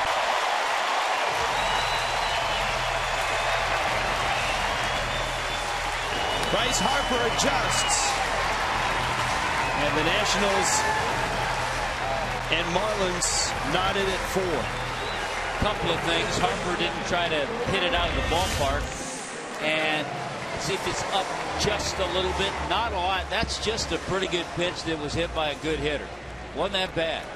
And you're right, Harper made the good adjustment, didn't try to swing too hard, and picked up Worth from second base. RBI number 77 for Bryce Harper. He leads the league in that department. He leads the league in home runs with 31.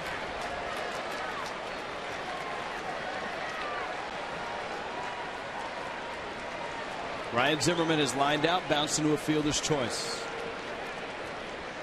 Take that back. Harper does not lead the league in RBIs. Goldschmidt has 96.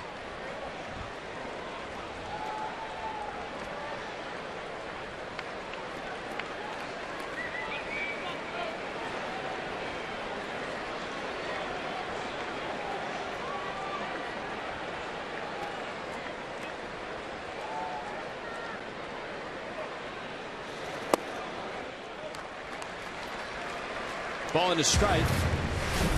And a cold hard fact from Coors Light. Home runs against the Marlins. A pair of Phillies on top of the list. And Ryan Zimmerman coming up. Well, former Philly and Chase Utley. Ian Rollins now in Dodger blue. Zimmerman strokes it into right. Harper's not stopping, on his way to third.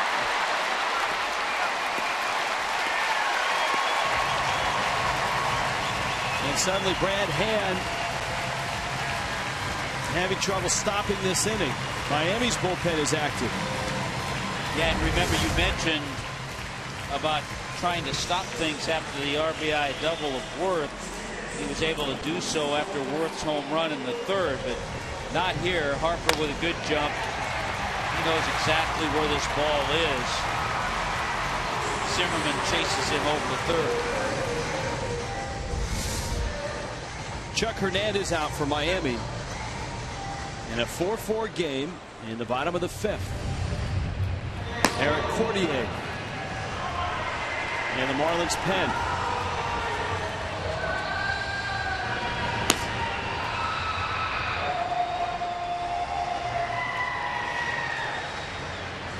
And you have Desmond, whom Hand has walked twice.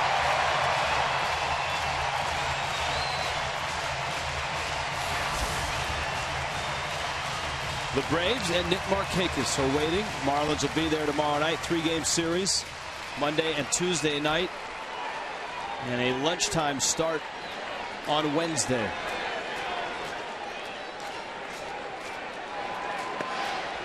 So a big moment for Hand.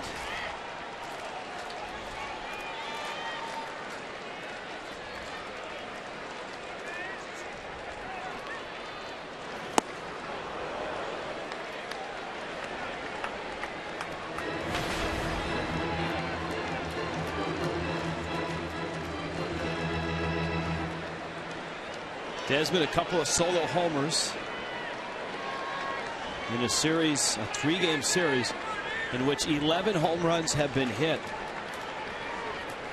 2 today by Miami. Bourne, Dietrich, Worth homering for the Nationals. Into center, and Washington has the lead. Desmond drives in Harper.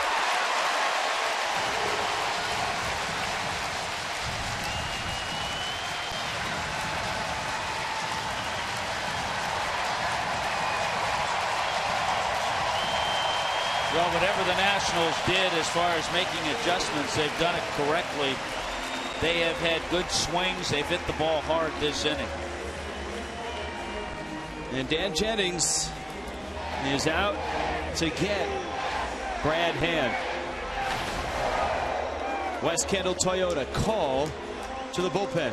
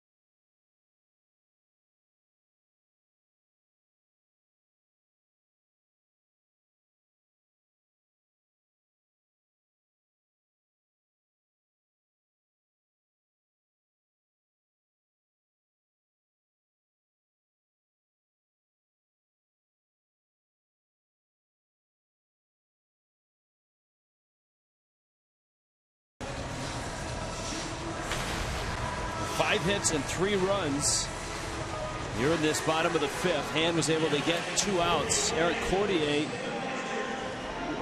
big guy out of Green Bay, Wisconsin, in now, and his job is to get the Marlins back into the dugout and keep it at 5-4.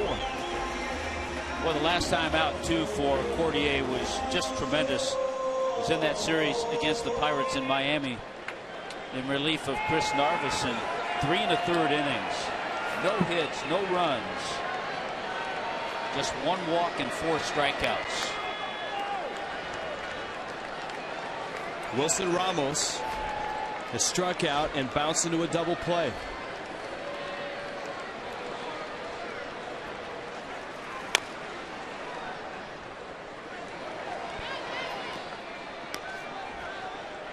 Nationals catcher. He is also homered in this series.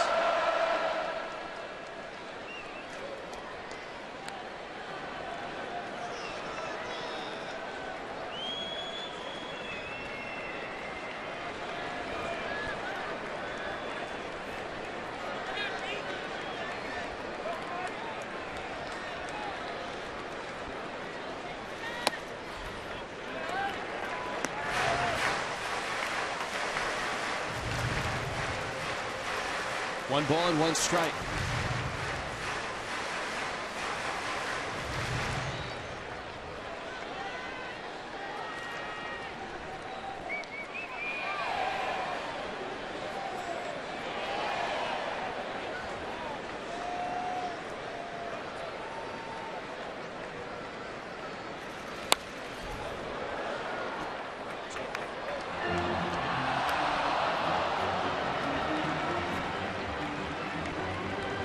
One and two.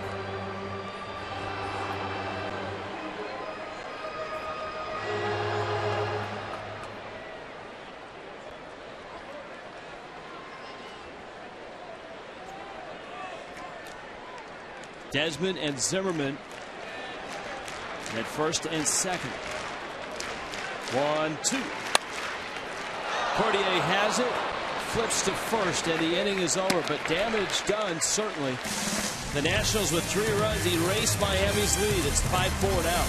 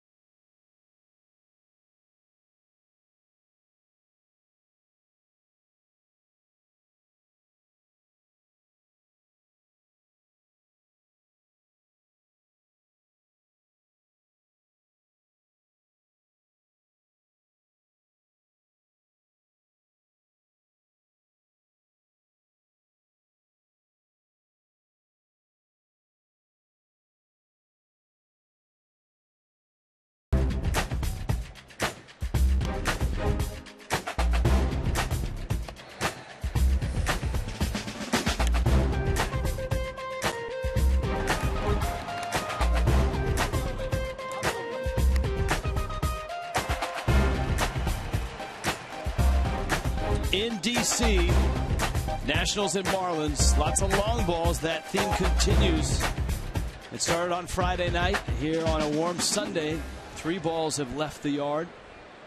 Doug Fister, who took over for Steven Strasburg, actually came out and pitched the 5th. Strasburg went just 4. No indication on any injury for Strasburg yet. We did see him fidgeting with that right shoulder. 60 pitches for Strasburg. Fister gets Dietrich, Ozuna, and Echeverria. And Dietrich lines one to left center field. That's deep. Oh, top of the wall. And Dietrich hustling to second. Derek Dietrich has hit the top of more walls this year than any Marlin. He hit one here the other night that hit that National League sign in right center field. This time, I mean, when Derek Dietrich gets in a mode where he shows you he can drive a ball like this to the opposite field, boy, he gets locked in. He just misses one there. Wow. So it's a leadoff double, and here is Ozuna. Dietrich's homer was down the right field line. The double just off the top of the wall, and Ozuna gets jammed, pops it out to shallow center. Out goes Espinosa, and he makes the catch. Boy, very, very unproductive there to do that on the first pitch. It's one thing. I know he was thinking about trying to move him over, but unfortunately the pop fly didn't get that job done.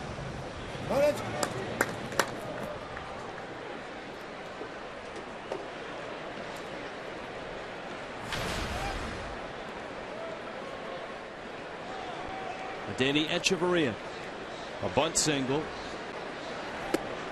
and he almost gets clipped on an inside fastball.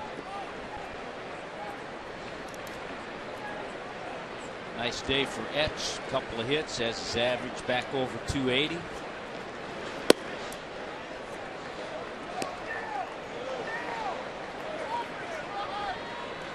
I think we've talked about it. There's really no rhyme or reason in the number 7 spot, which is where he is today.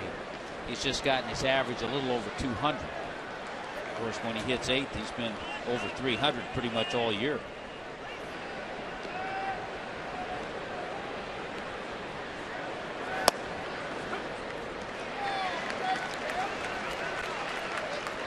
Fister gets a strike, and it's 3-1. Nationals bullpen is active. Echeverria, hot smash. Rendon knocks it down, gathers himself, and just gets him at first. Well, I love the way Etch gets up that line hard all the time. Fun to watch. And we talked about all the games he's played. He hasn't had a whole lot of days off. And he makes that a bang-bang play. Dietrich has to hold.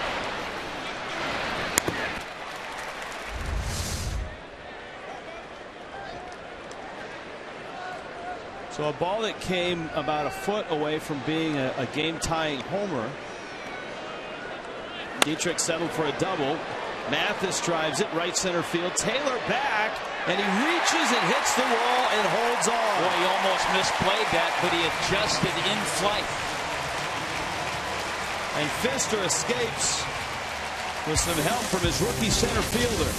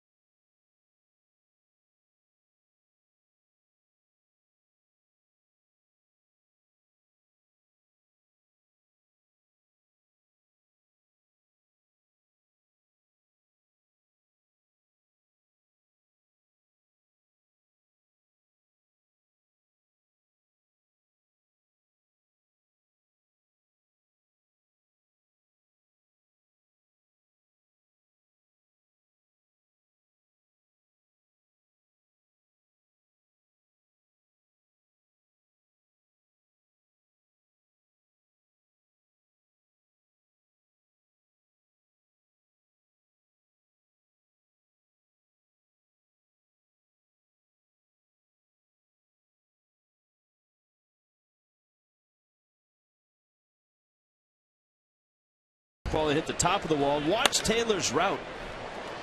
Comes in right about there. He kind of sidesteps to go more into the gap and robs Jeff Mathis, who hit a ball well. Can't hit a ball much better than that to the opposite field.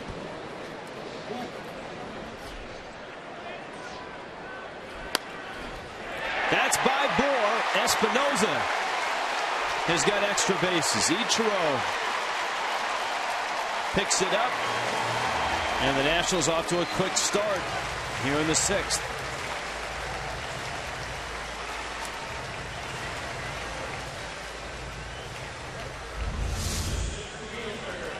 This guy's been a versatile guy this year for Matt Williams. Just out of the reach of Bohr. Espinosa's played second, third, short, left, even a little bit at first base.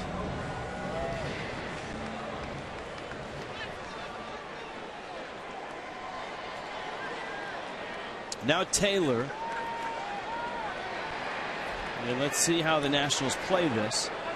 Pitcher spot is due up. Obviously a pinch hitter awaits. Cordier.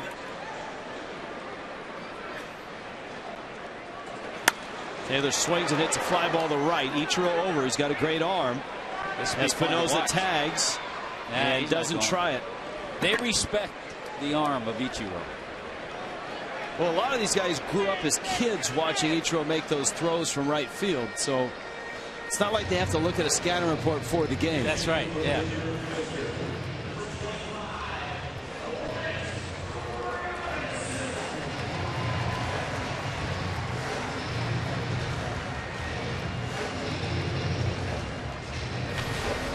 Clint Robinson. Boy, this is a guy getting an opportunity when you read a little bit about Clint Robinson, a guy who put up some monster numbers in the minor leagues. He was originally drafted by Kansas City, but he's had some minor league seasons where he had 98 RBIs, 100 RBIs. And he had a big blow last night. And he's done a tremendous job in kind of a fill-in role. 6 home runs, 23 RBIs. Troy University in Alabama. All-time leader in hits, runs, total bases. 141 minor league home runs. You see guys like that and you go, man, when or why didn't he get that opportunity sooner? But he's getting it now, and he's 30 years old.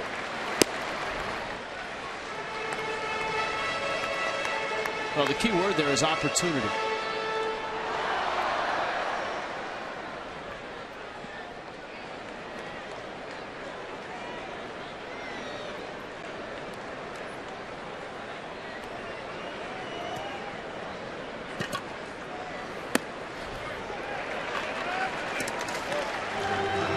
Boy, you want to keep this a one-run game, so certainly important here for Cordier.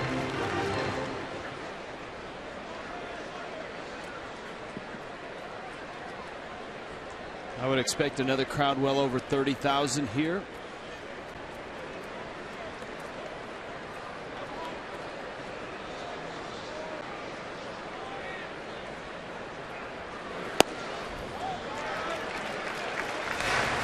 And Cordier goes 3-0 on Robinson. We've got Jason Worth on deck. And a big house hoping for another national win. And keeping their fingers crossed that the Red Sox can rally. The Mets have a 5-4 lead in the top of the 8th.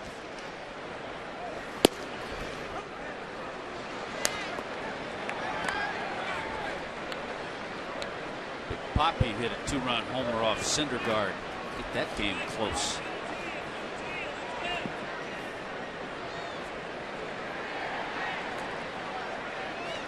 There's that Mets score.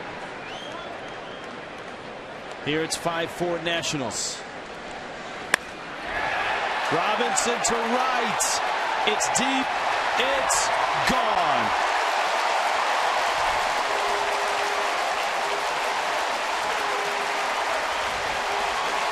Another homer.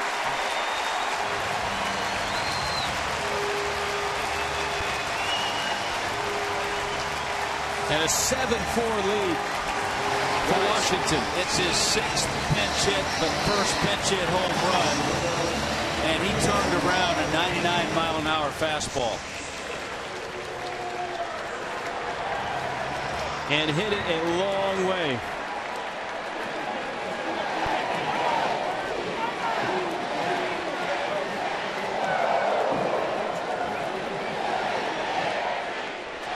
Now Worth. Well, Miami had leads of 3-0, 4-2. And the Nationals have blown right past them and lead at 7-4. 4 homers in the game, a dozen in this 3-game series. Yeah, the amazing thing, Rich, and we've talked about it. You know, you think about, is it the atmosphere, the weather, conditions, whatever, but every home run has been crushed, and every home run, I don't care what time of year, would have been a home run by the way they've been hit.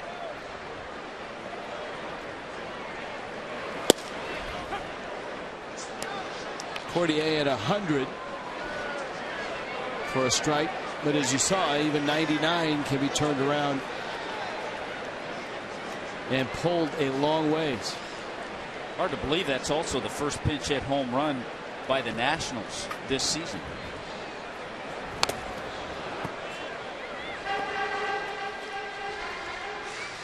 One and two.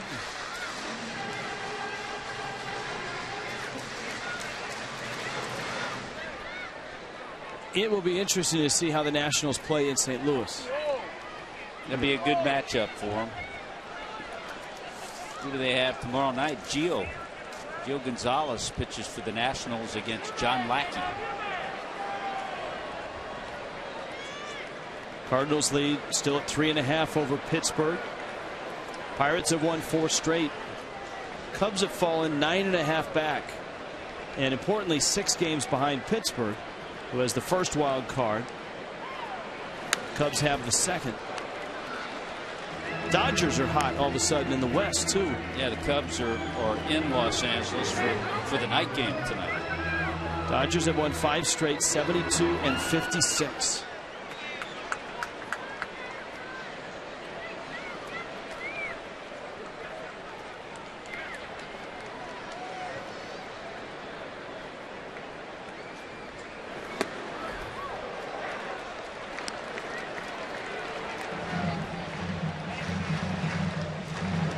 Two balls, 2 strikes.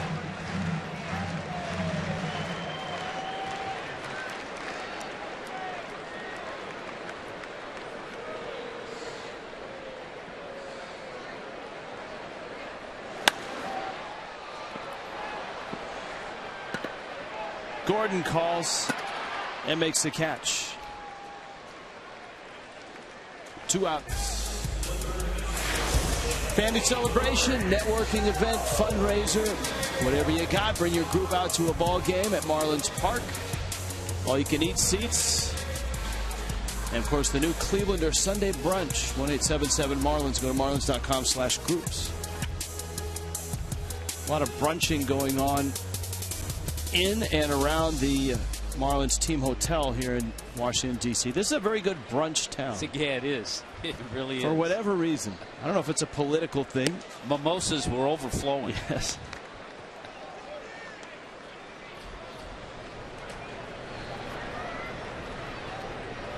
I would say, yeah, it's a politically related, the brunches. Too early for breakfast. Or too late for breakfast, too early for lunch. Might not have to make any big economic decisions on a late Sunday morning. After a hard-charging Saturday night of filibustering.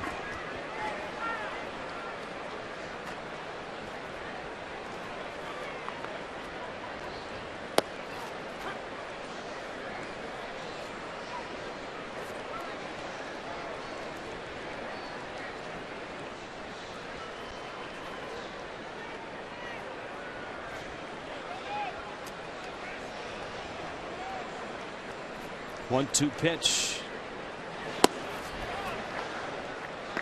Rendon takes out.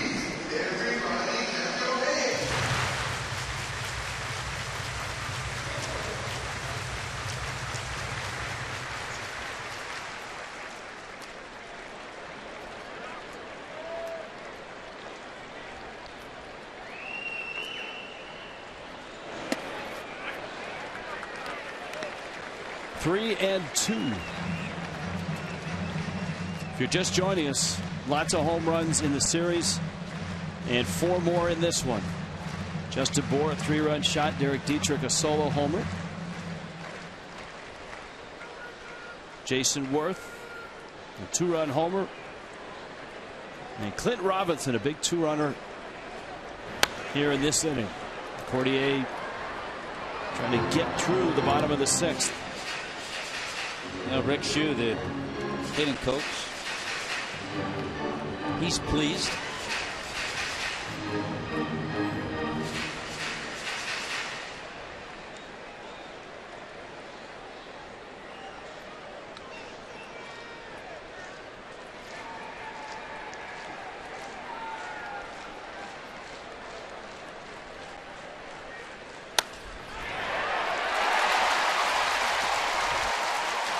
Rendon is really starting to perk up. You can see that compact, powerful swing is starting to make contact with a lot more consistency than the last time we saw him. He's 2 for 4 in this ball game and has 5 hits in the series. I remember one of the first times we saw Anthony Rendon, and we were trying to find out a little bit about him. One of the things they told us is the quickness and the strength that he has in his hands, and how quick his hands are. And I think you're right. I think we're seeing that. And this inning drags on. 2 runs already. Now 3 hits. You know, one of the biggest hits in the game for them is that base hit by Harper in the 5th inning. It was a good pitch from Brad Hand. Slider off the plate. He slapped it into left field and drove in a run.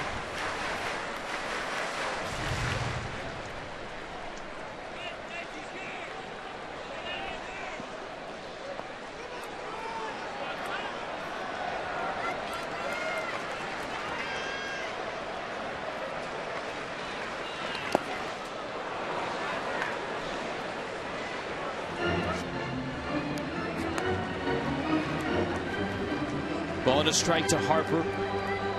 Hand struck him out twice. Harper got him for the RBI single.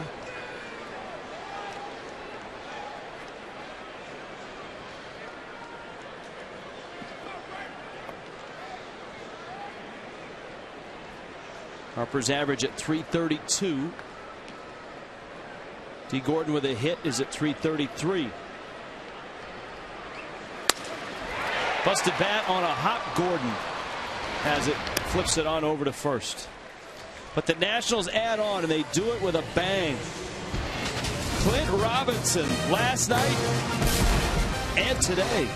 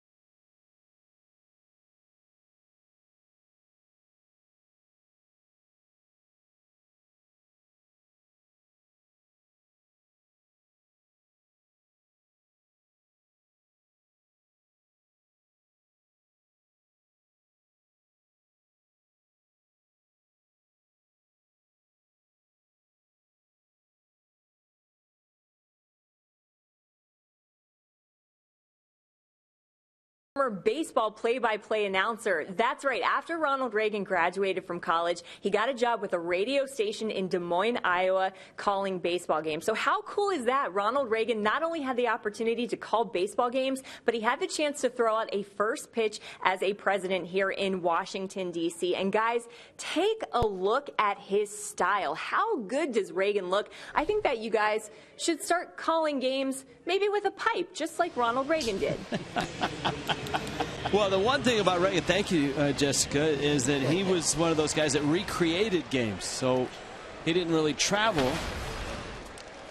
How about the career, when you think about it, of Ronald Reagan, from play-by-play man to actor to president of the country,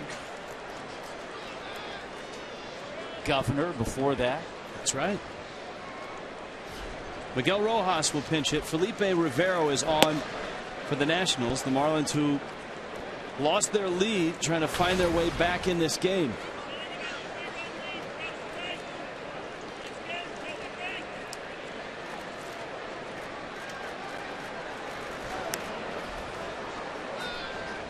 Couple bunt hits in this game. Rojas, I think the Marlins have been pleasantly surprised with the way he has swung the bat in the last 3 weeks to a month. I think two guys, and you and I have talked about it, that have had spot starts and have certainly taken advantage have been Cole Gillespie and Miguel Rojas. Marlins, by the way, saw a little bit of Felipe Rivero the other night. Came in relief of Max Scherzer and went an inning and a third. Yeah, last 22 games, Rojas is over 300.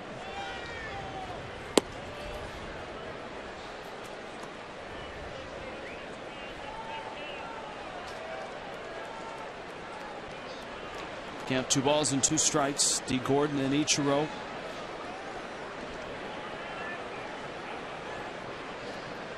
Nationals bullpen ready in case Rivero should stumble, or if a stretch of righties come up. Marlins are decidedly left-handed and have been for some time, with Gordon, Ichiro, Bohr, and Dietrich for the top 5 hitters in the lineup.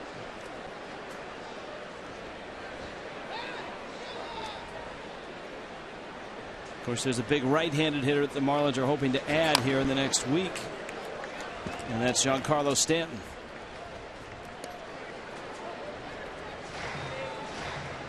And hopeful that when the Marlins get to Atlanta, there you go. There's a 6:30 start for Marlins Live, 7 o'clock game time. But Christian Yelich's knee has calmed down enough for him to get back in the lineup.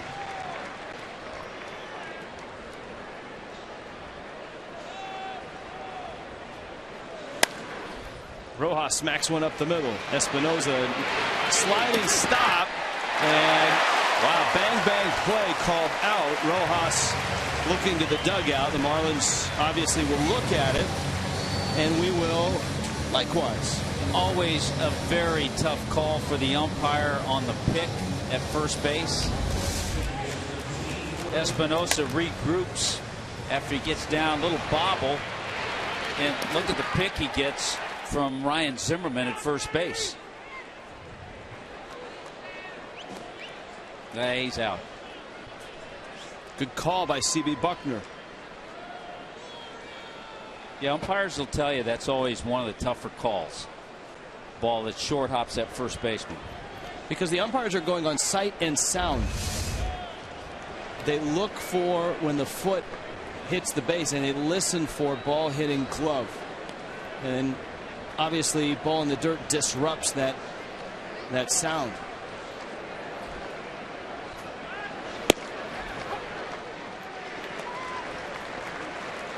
Gordon's hit a bunt hit that was back in the first.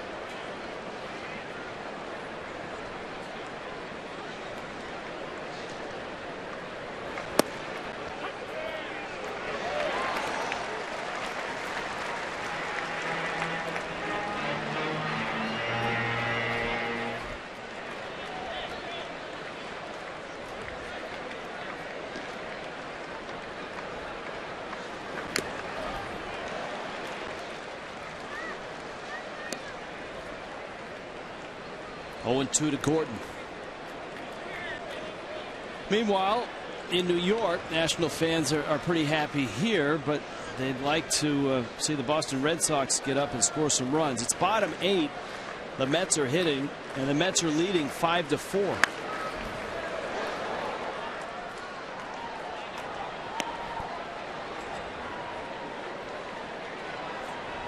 Colorado right now shutting out Pittsburgh 5-0. That's not easy to do. The Pirates have really been playing well. It's bottom 7 in Pittsburgh. Atlanta has some runs, but still behind the Yankees 8-5, bottom 6. Well, you were talking earlier, Rich, about the year that Nathan Eovaldi's having. That's a foul ball. The dugout of the Nationals wanted an appeal, and Dale Scott letting everybody know, hey, that's a foul ball. You could always almost hear it, too. Hear the tip. But you were talking about the year Eovaldi's having, 13-2. But getting a lot of support from the Yankees, a lot of runs today. Well, Eovaldi's given up 5 runs in 5 innings. He's out of the game, but has a good chance to win his 14th game. Gordon, little roller out to Desmond at short, and he gets him at first. 2 outs.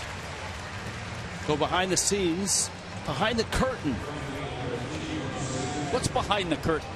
Instagram and Twitter, Tommy, at Fox Marlins. And we'll post fascinating photos. I don't want the curtain. I'll take door number 2. Fascinating photos. All kinds of inside stuff. It's good stuff. About the only thing I was able to tweet today was a shot of the mall. I went for a run. I this saw morning. it was a great picture. Great morning picture. Looked like it was busy down there. It was. There were lots of. It's a great time to take a photo. Very still. Good reflection on the reflection pool. I wanted to stand out there. I was reflecting on sleep. There, I mean, at that time. On the stairs of the Lincoln Memorial. There's been a lot of famous speeches out there. I have a dream. Did you go by the? I wanted to yell Forrest. World War II exhibit. Espinoza gets Ichiro. Miami down in order. Nats up 7-4 today. USAA honors all of our service members at home and abroad.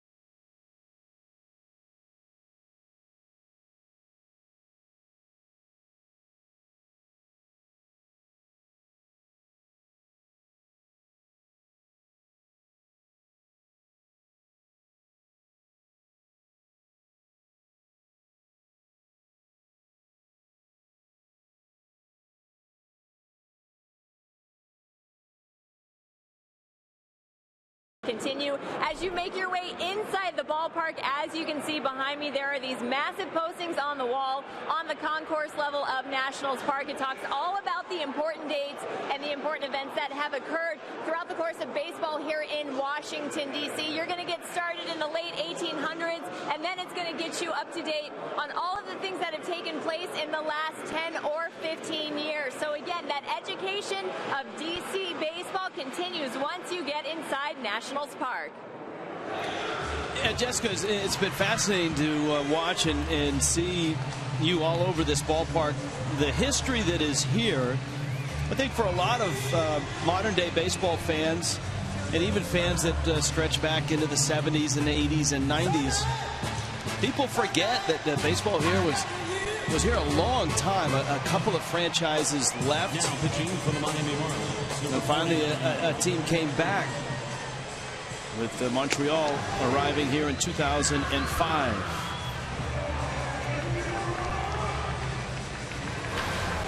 Brian Ellington in the bottom of the 7th takes over for Eric Cordier. This was a Steven Strasburg, Brad Hand matchup. Strasburg wasn't sharp early. There's still no word as to his exit. He left after 4 innings and 60 pitches. Brad Hand couldn't get through the 5th inning. And he ended up giving up 5 runs on 8 hits. And so Ellington, the second out of the pen, gets Ryan Zimmerman. Zimmerman with a base hit today. No RBIs. He's got a streak of 6 consecutive games with an RBI. First round pick back in 05. Out of the University of Virginia, and arrived in the big leagues the same year. And has tormented the Marlins for the past 11 seasons.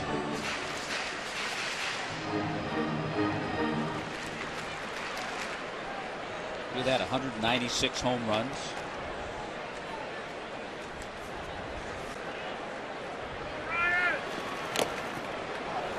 That one popped the mask off of Jeff Mathis.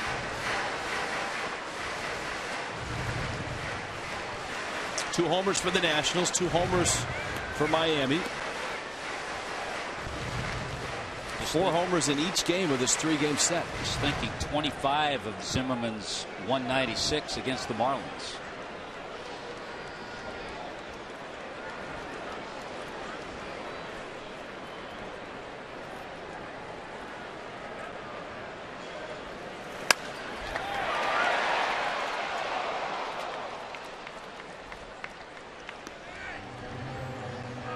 And that's one of the dangerous things about Zimmerman. He's always had that swing, Tommy, where if you pound him out or pitch him away, he'll drive it to right field. He and David Wright have always had that from the right side of the plate. Good power to right center. But don't make a mistake in.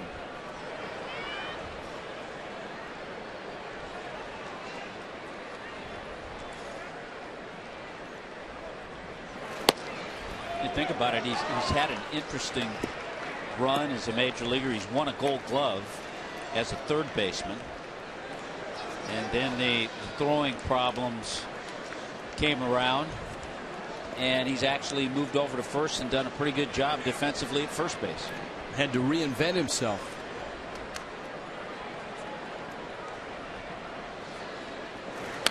When you think about it, if Zimmerman were a catcher or a pitcher, his career might be over. As he is, he's a good enough athlete that he can move around the diamond. We actually saw him in the outfield last year. Played some left field. Well, if he'd have been a pitcher, he could have called Rick Ankiel and found out what to do.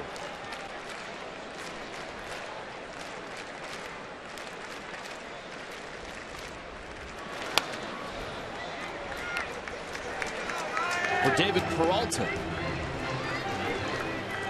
the Arizona Diamondback.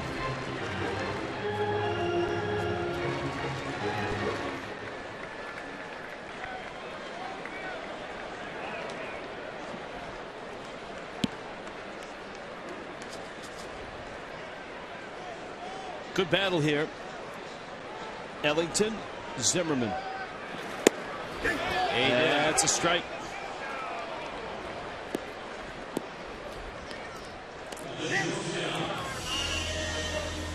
Well, Zimmerman strikes out.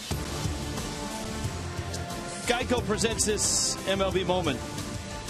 18-year-old Ty Cobb doubles in his first major league at bat.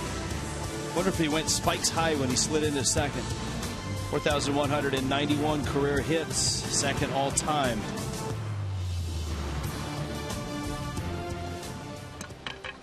Well, he looked mean and he was mean. Would you? Is there a major league player out there now that you would say is a mean guy? That was Ty Cobb mean? I can't think of anybody today. There are guys, and there have been guys who were surly.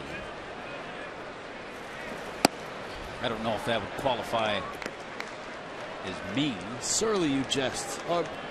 Jeff Kent. Jeff Kent was surly. Albert Bell, good one. Albert Bell, he would be a little more mean than Jeff Kent. That came from our crack staff in the truck.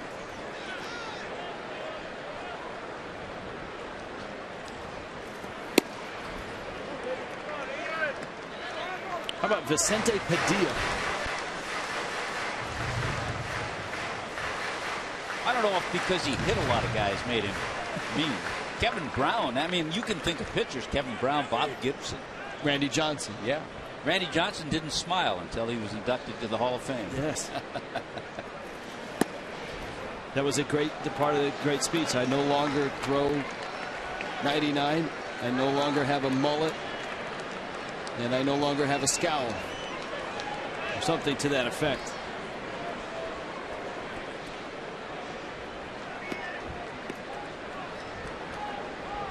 Trio to Desmond.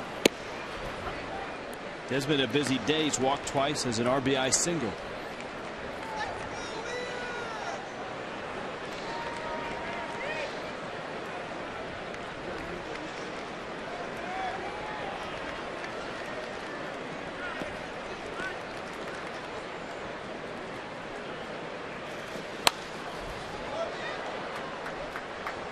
Three and two.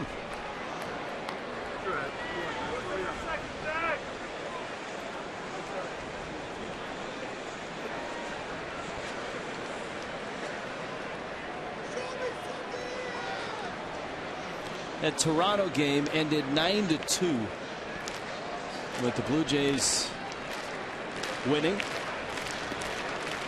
beating Detroit. That's Mark Burley's record. 14-6.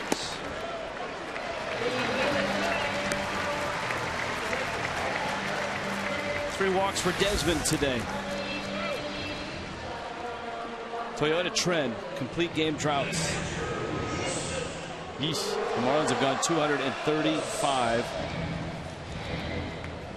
without a complete game. I love the Wilson chant. Fish has a song. It's also used in Seattle for Russell Wilson. But they seem to have adopted it here in D.C. for Wilson Ramos. Well, there's no way. I assume it's more Fish than Tom Hanks. Yeah, there is no way they'll outdo the Seahawks crowd. No, the noise. The 12th man is pretty impressive.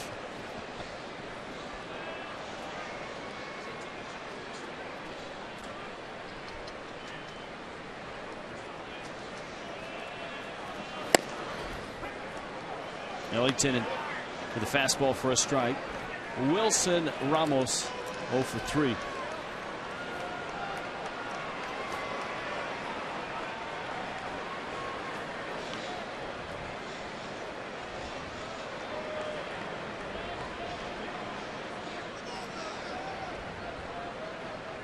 That Met game is now 5-4 in the ninth. Mets on top of Boston. Ramos rips it into right center field. Ozuna has it.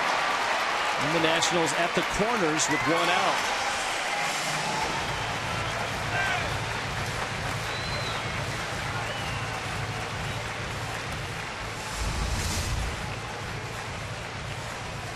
even though we see Ellington come in and Cordier come in and throw hard, you still have to locate.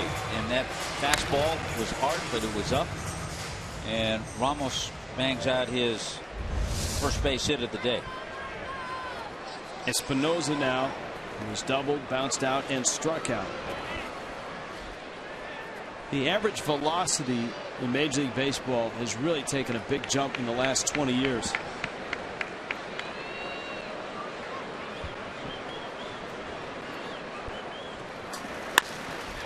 And a lot of it is due to the relief pitchers that come in and all seem to be in the upper 90s. And you wonder, in 20 years, where do they go from here? I mean, is everybody going to come in the low hundreds? I'm amazed when I watch some of the Little League World Series and they translate it into Major League, what it would be at Major League distance, and kids are throwing mid to upper 90s. 0-1 to Espinosa. That one is fouled at the plate.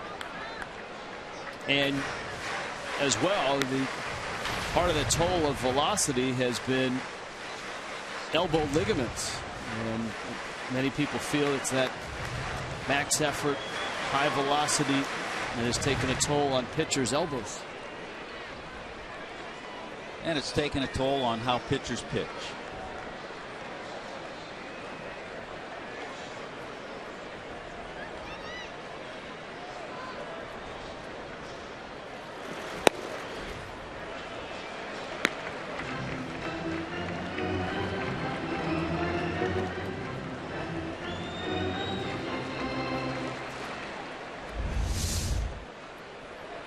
There's a Tommy John scar. Ellington had that in high school. He was headed to Florida State initially. That surgery kind of curtailed that. Up the middle, Gordon shovels, Echeverria turns, and Ellington gets out of the inning. 7 full innings. 7-4 Nationals.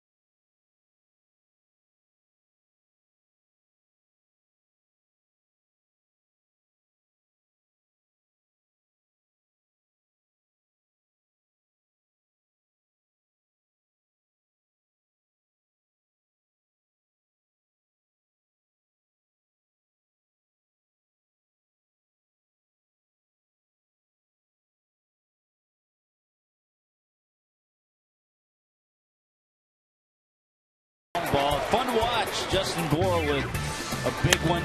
The problem is the Nationals have answered a little bit today as well. Nice one there for their fans and for Jason Worth. How about Derek Dietrich on a changeup into the second deck? But a pinch hit home run. First pinch hit home run of the year for the Nationals. That was Clint Robinson. And just like that, with all those home runs, it's a 7-4 Nationals lead. 12 hits for the Nationals. Miami has 8. You see the National League batting race at the bottom there. D. Gordon is 1 for 4. Bryce Harper 1 for 4 as well. Well, it's the 8th The 8th is supposed to belong to Drew Storen, and he was having a nice year as the closer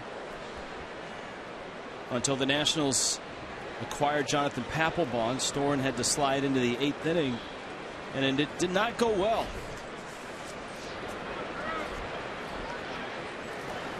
He's had some rough ball games in this role.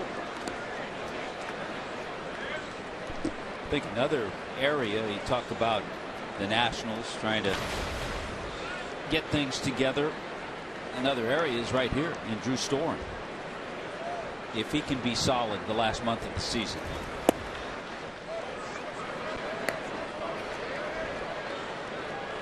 Before the All-Star break, his ERA was 1.89.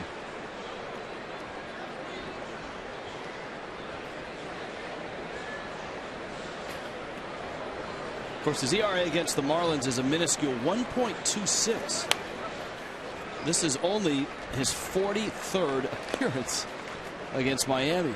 Yeah, I saw a note the other day, since the acquisition of Papelbon, his ERA's been north of 7.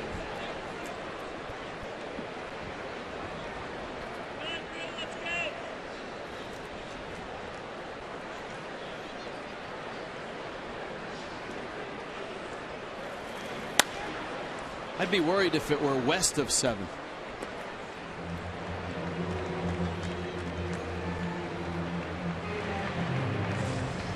Trying to think how you could incorporate west and east in statistics. They're left out of this, aren't they?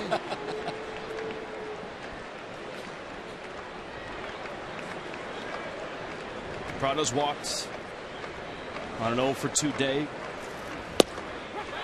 Good sharp breaking ball. Prado jumped back. Dale Scott and Prado discussing.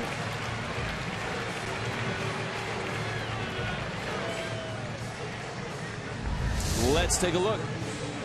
Good sharp break to it. It's the slider. It kind of stays inside, and it kind of stays just off the plate.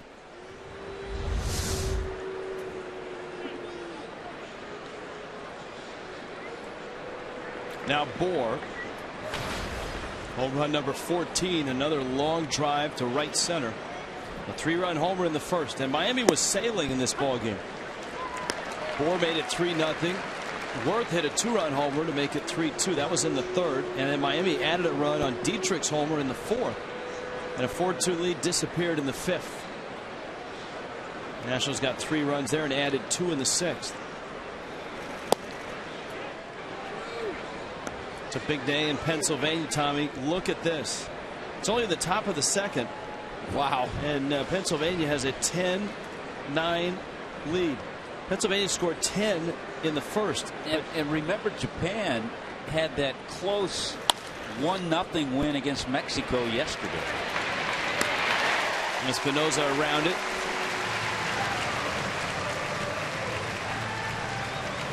So the ball's flying in Williamsport, too. We've talked about it flying here. Apparently so.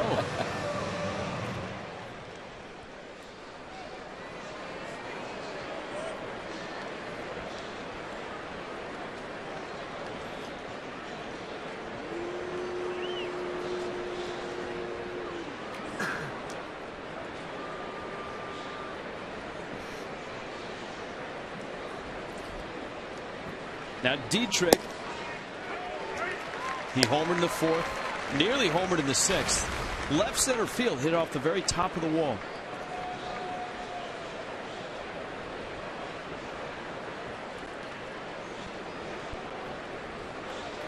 Right there. Change up from Storen. So the Mets have won. Nationals need to win this game to keep it at 5.5, and don't want to fall back any further. Mets have already won 72 games. Well, you look at the overall year with Derek Dietrich since he's arrived, playing in his 63rd game. He's going to have over 200 at bats this year, but 11 doubles. 12 doubles with the one today, 10 home runs, a triple, on base percentage around 370.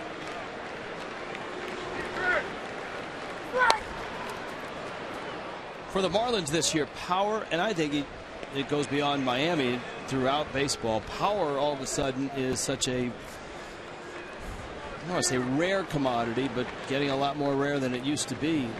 And certainly a coveted thing when you're drafting and developing and trading for players. That you look at the seasons that Bohr and Dietrich have had, and they've shown that type of pop. 10 homers for Dietrich. You noted 14 homers for Bohr. That natural pop and power you can't teach. You can teach mechanics, help a guy drive the ball a little better. But when you have that natural sound off the bat, the way Stanton does. Dietrich a bolt to right, and Harper makes the catch. Hit that one hard. Miami's done in the 8th. 7-4 Nationals.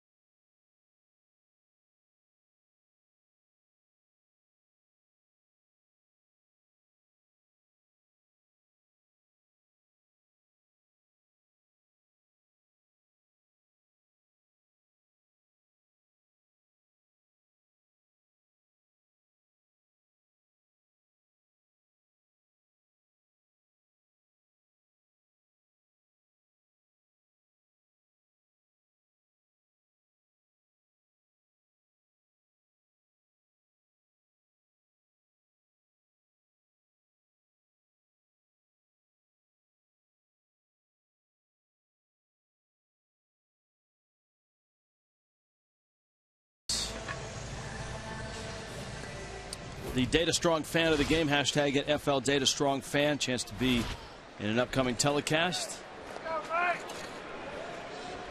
Little D. Gordon action. Alexis, way to go.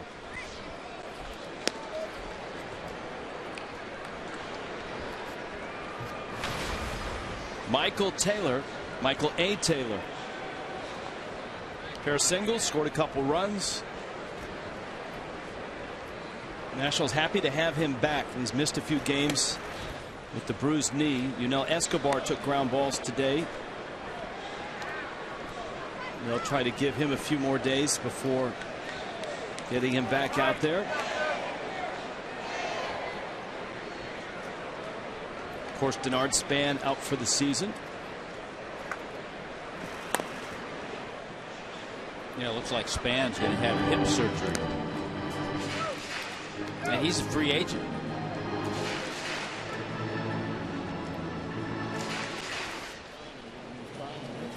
Been a rough year for Denard Span. He had that core surgery before spring training.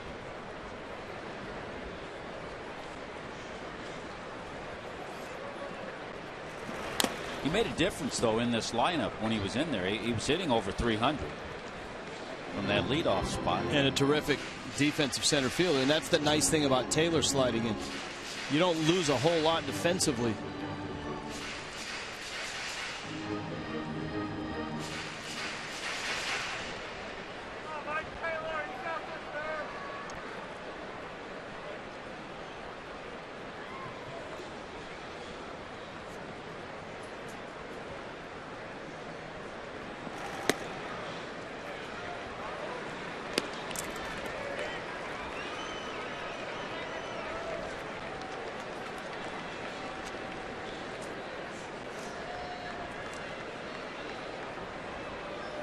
You got Taylor, the graduate of Westminster Academy down in South Florida.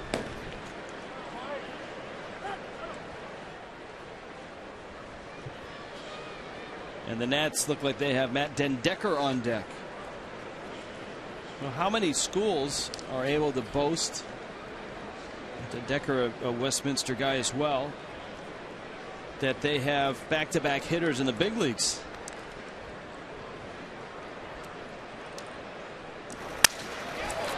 Busted bat. D. Gordon retrieves.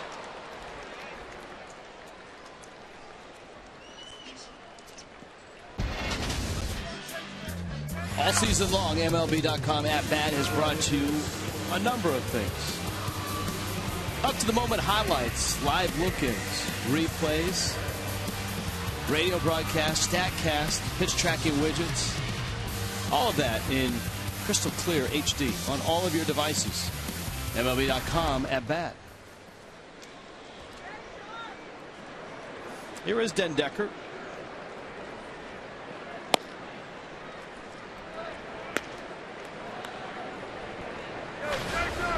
Miami's bullpen has been used not necessarily in great number, but certainly in substantial innings.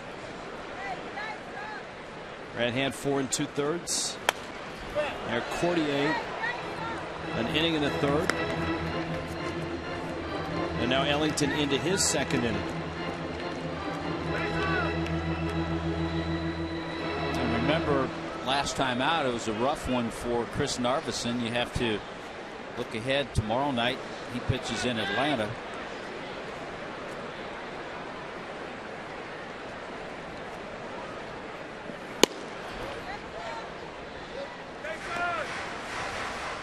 Fastball at 98. Well, the same can be said for Washington.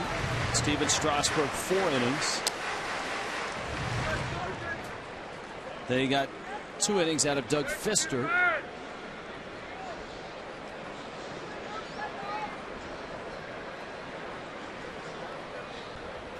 Felipe Rivero for an inning. Drew Storen for an inning.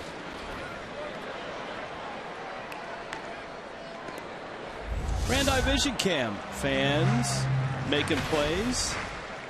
That's why they do the tip drill in spring training, Tommy. Saw a catch last night, a replay. Adrian Beltre of Texas. Kind of gloved one, popped it up in the air, and then picked it out with his bare hand.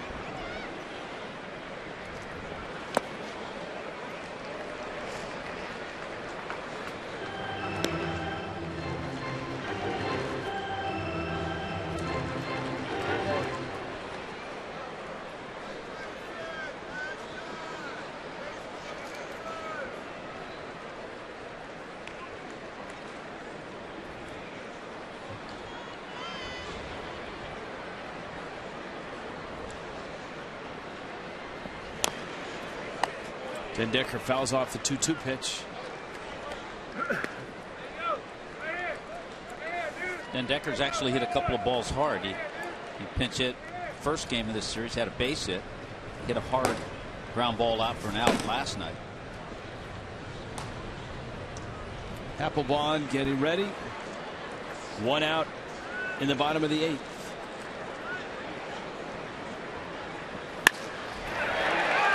Hits that one hard and chases Dietrich into the corner. Den Decker's got a double. Former Gator as well.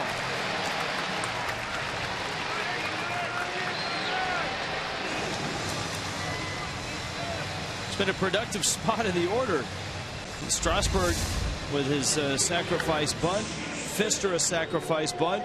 2-run homer by Robinson and a double by Den Decker.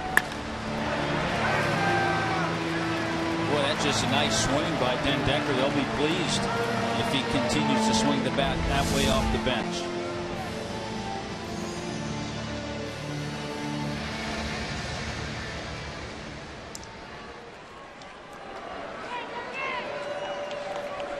Here now is Worth.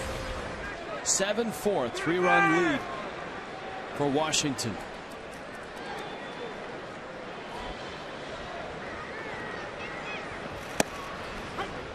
And a strike. We told you that the Mets have won 5-4. They beat Boston. Well, Washington needs to win to stay 5.5 back. Pittsburgh is about to lose. They're down 5-0 at home in the 9th. How about the Yankees in Atlanta? What happened there? 16-5. Did Johnny Gomes pitch again? That's what I'm wondering. That would be the highlight I'd look for.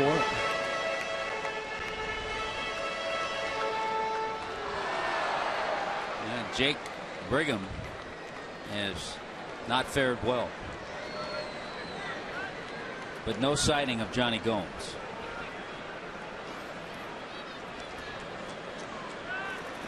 He did pinch hit, though, and drive in a run with a single. If you haven't seen Gomes' pitching performance, I'm sure we'll have highlights when we get to Atlanta. And if you've got your tablet or your laptop up, search for it. Gomes, a relief appearance against the Yankees. Was that Friday night? Yeah. And it was terrific. First batter he faced, Chris Young hit a bomb. 1-2. And Gomes reacted first in a frightened pose, and then quickly took his cap off and tipped his cap to Young, who was rounding the bases.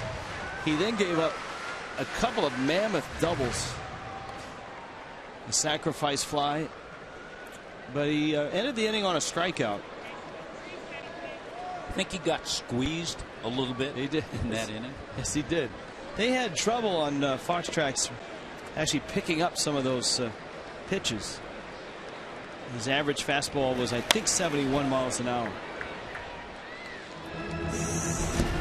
Oh, look at the boys in the truck. Thank you. Now, this is him coming out of the pen. I'm impressed that Freddie got him in the pen. I love the way he spins the glove. This is the strikeout. He gave a little Johnny Cueto. That's after he gave up some runs. There's his 1 inning, 3 hits, 2 runs. Good ball strike ratio. And he joins guys like you who pitched as a position player, but you gave up 3 runs. Yeah, I gave up 3. Did you give up a bomb? I did to Keith Hernandez. Who it always seems when we run into the Mets, and if Keith's working, somehow the conversation gets back to that. What pitch did he hit? He hit a curveball. I tried to flip a curveball to him.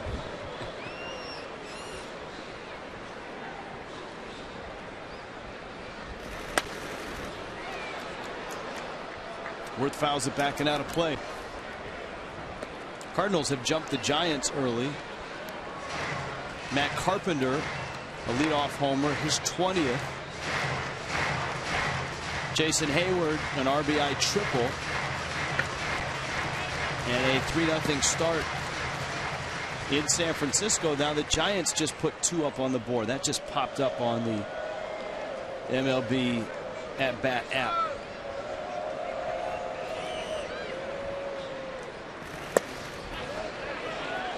Marlon Byrd drove in those 2 runs. He's had some significant hits for the Giants over the last couple weeks. Well, a lot of pitches for Brian Ellington here. Not yet through 2 innings. Kyle Bearclaw in the pen. And the hard part for Miami, as you pointed out, is tomorrow night. With the Chris Narveson starting. Narveson's had trouble getting deep in games.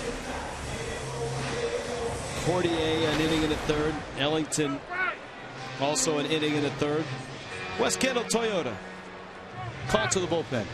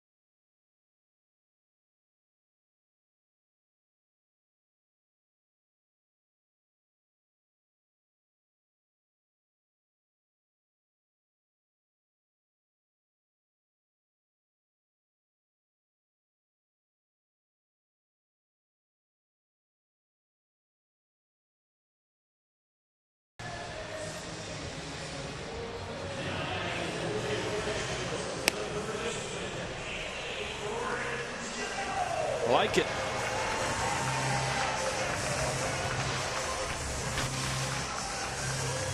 Kyle Barraclough now gets Anthony Rendon. Nationals keep trying to pile on after erasing Miami's early lead. Up 7-4.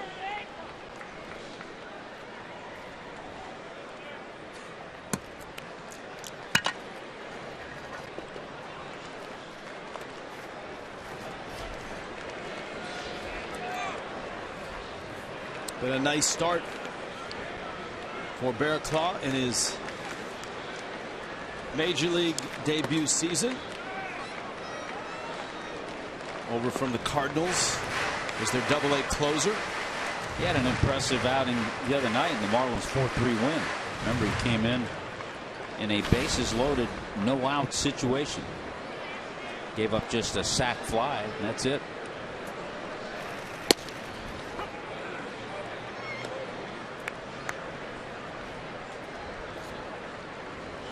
This is a getaway day for both teams, which means the Marlins are getting away to Atlanta. Nationals are getting away to St. Louis.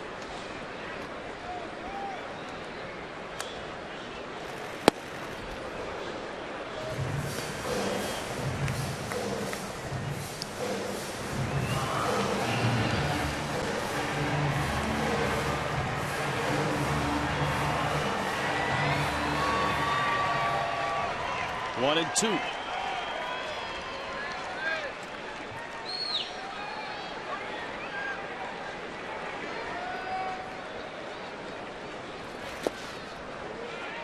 Mathis blocks, then Decker races, and he's out.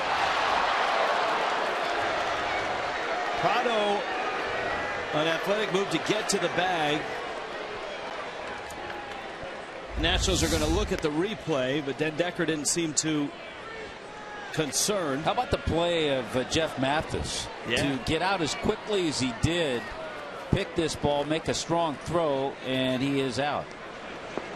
Mathis is one of the most athletic catchers you'll find. He makes that off balance. I mean, that was a throw across. That's a shortstop's throw to first when he's going over the middle to his left. Not a catcher with a bunch of gear who's been squatting for 3 hours.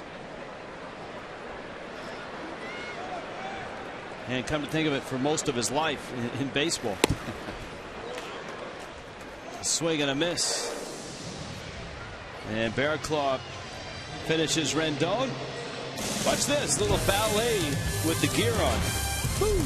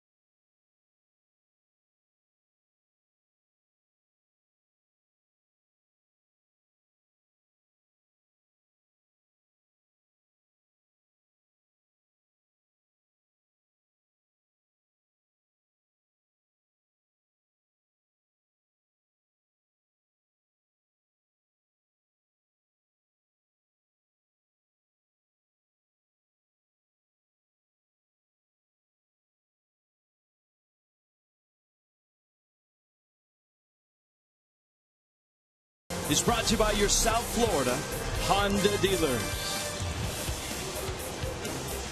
Warm and muggy day in Washington, D.C. It started out well for the Marlins. It started out with a home run. Justin Bour, another blast to right center. Marlins had a 3-0 lead, then a 4-2 lead. You can see that 5th and 6th flipped the game, chased Brad Hand. Then Decker, who had the pinch hit, stays in left field. And it's Jonathan Papelbon time.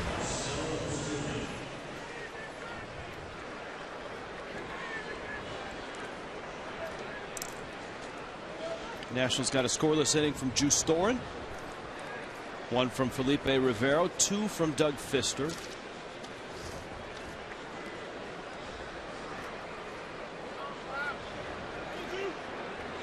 And so Fister is all lined up for the win. And a strike to Marcell Ozuna. Papelbon 4 saves as a National.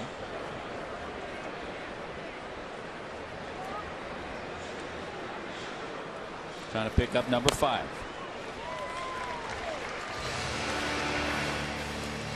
Has he pitched? I don't think he's pitched against the Phillies yet, has he? That should be an interesting experience, because the Nationals go to Philly in mid-September. Sure, the Philadelphia sports writers will have some fun with that. Yes, they will. And the fans. Down goes Ozuna.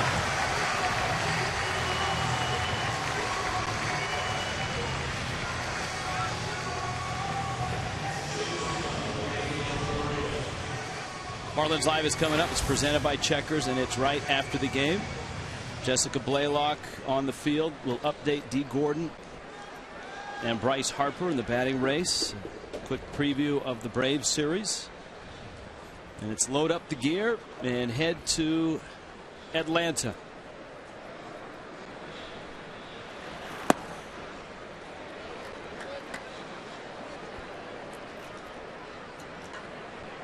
Well, the Marlins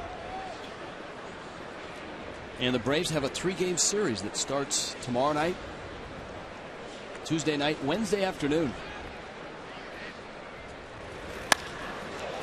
Driven to right. That's another bolt off the bat of Echeverria, and Harper loses it in the sun and falls down. Echeverria is going to get himself, you would think, a double. Anytime a fielder has that much trouble with the sun, it's generally considered a hit. Yeah, and I think we've been showing you, he has the glasses on. We showed you all the eye black earlier, but you know what? When that sun starts to set a little later in the day and gets right in the line of the ball, it is difficult. It's a hopeless feeling as an outfielder. He's got the angle. He's trying to do everything right. You see the sun on the glasses, too. It just popped out of the end of his glove. How about you, Tommy? I've got double in the book. No announcement made yet.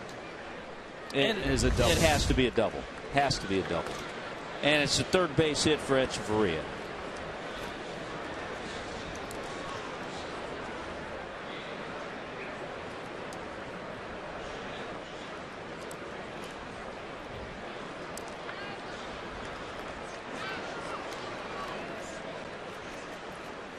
JT Realmuto getting a pinch hit at bat here. I got Christian Yelich on deck and JT Realmuto in the box. Jonathan Papelbon not too pleased with, I don't know if it's with Harper or just not too pleased that the ball got lost in the sun. Well, then he ought to go out there and check it out. Maybe he wasn't pleased with the scoring decision. I don't know.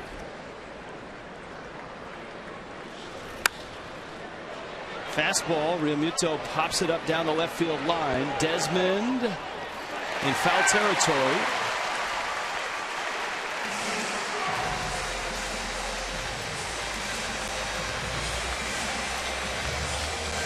And there are 2 outs.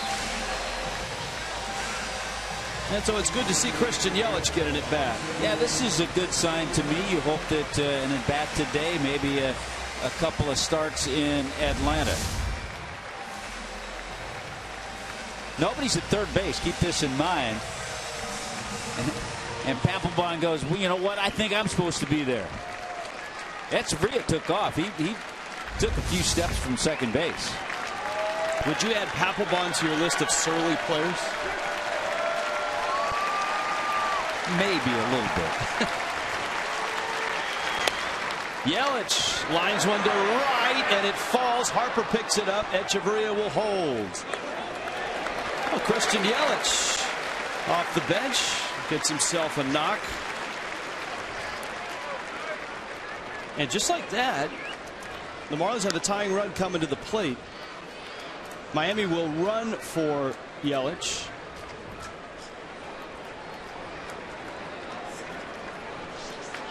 Justin Nicolino will run for Yelich. Yelich still with that sore knee. So here's Gordon. The Marlins really don't have a lot of power here in these next two hitters. But they have a couple of guys who can create some excitement. That's right, Gordon and Ichiro. Gordon is 1 for 4.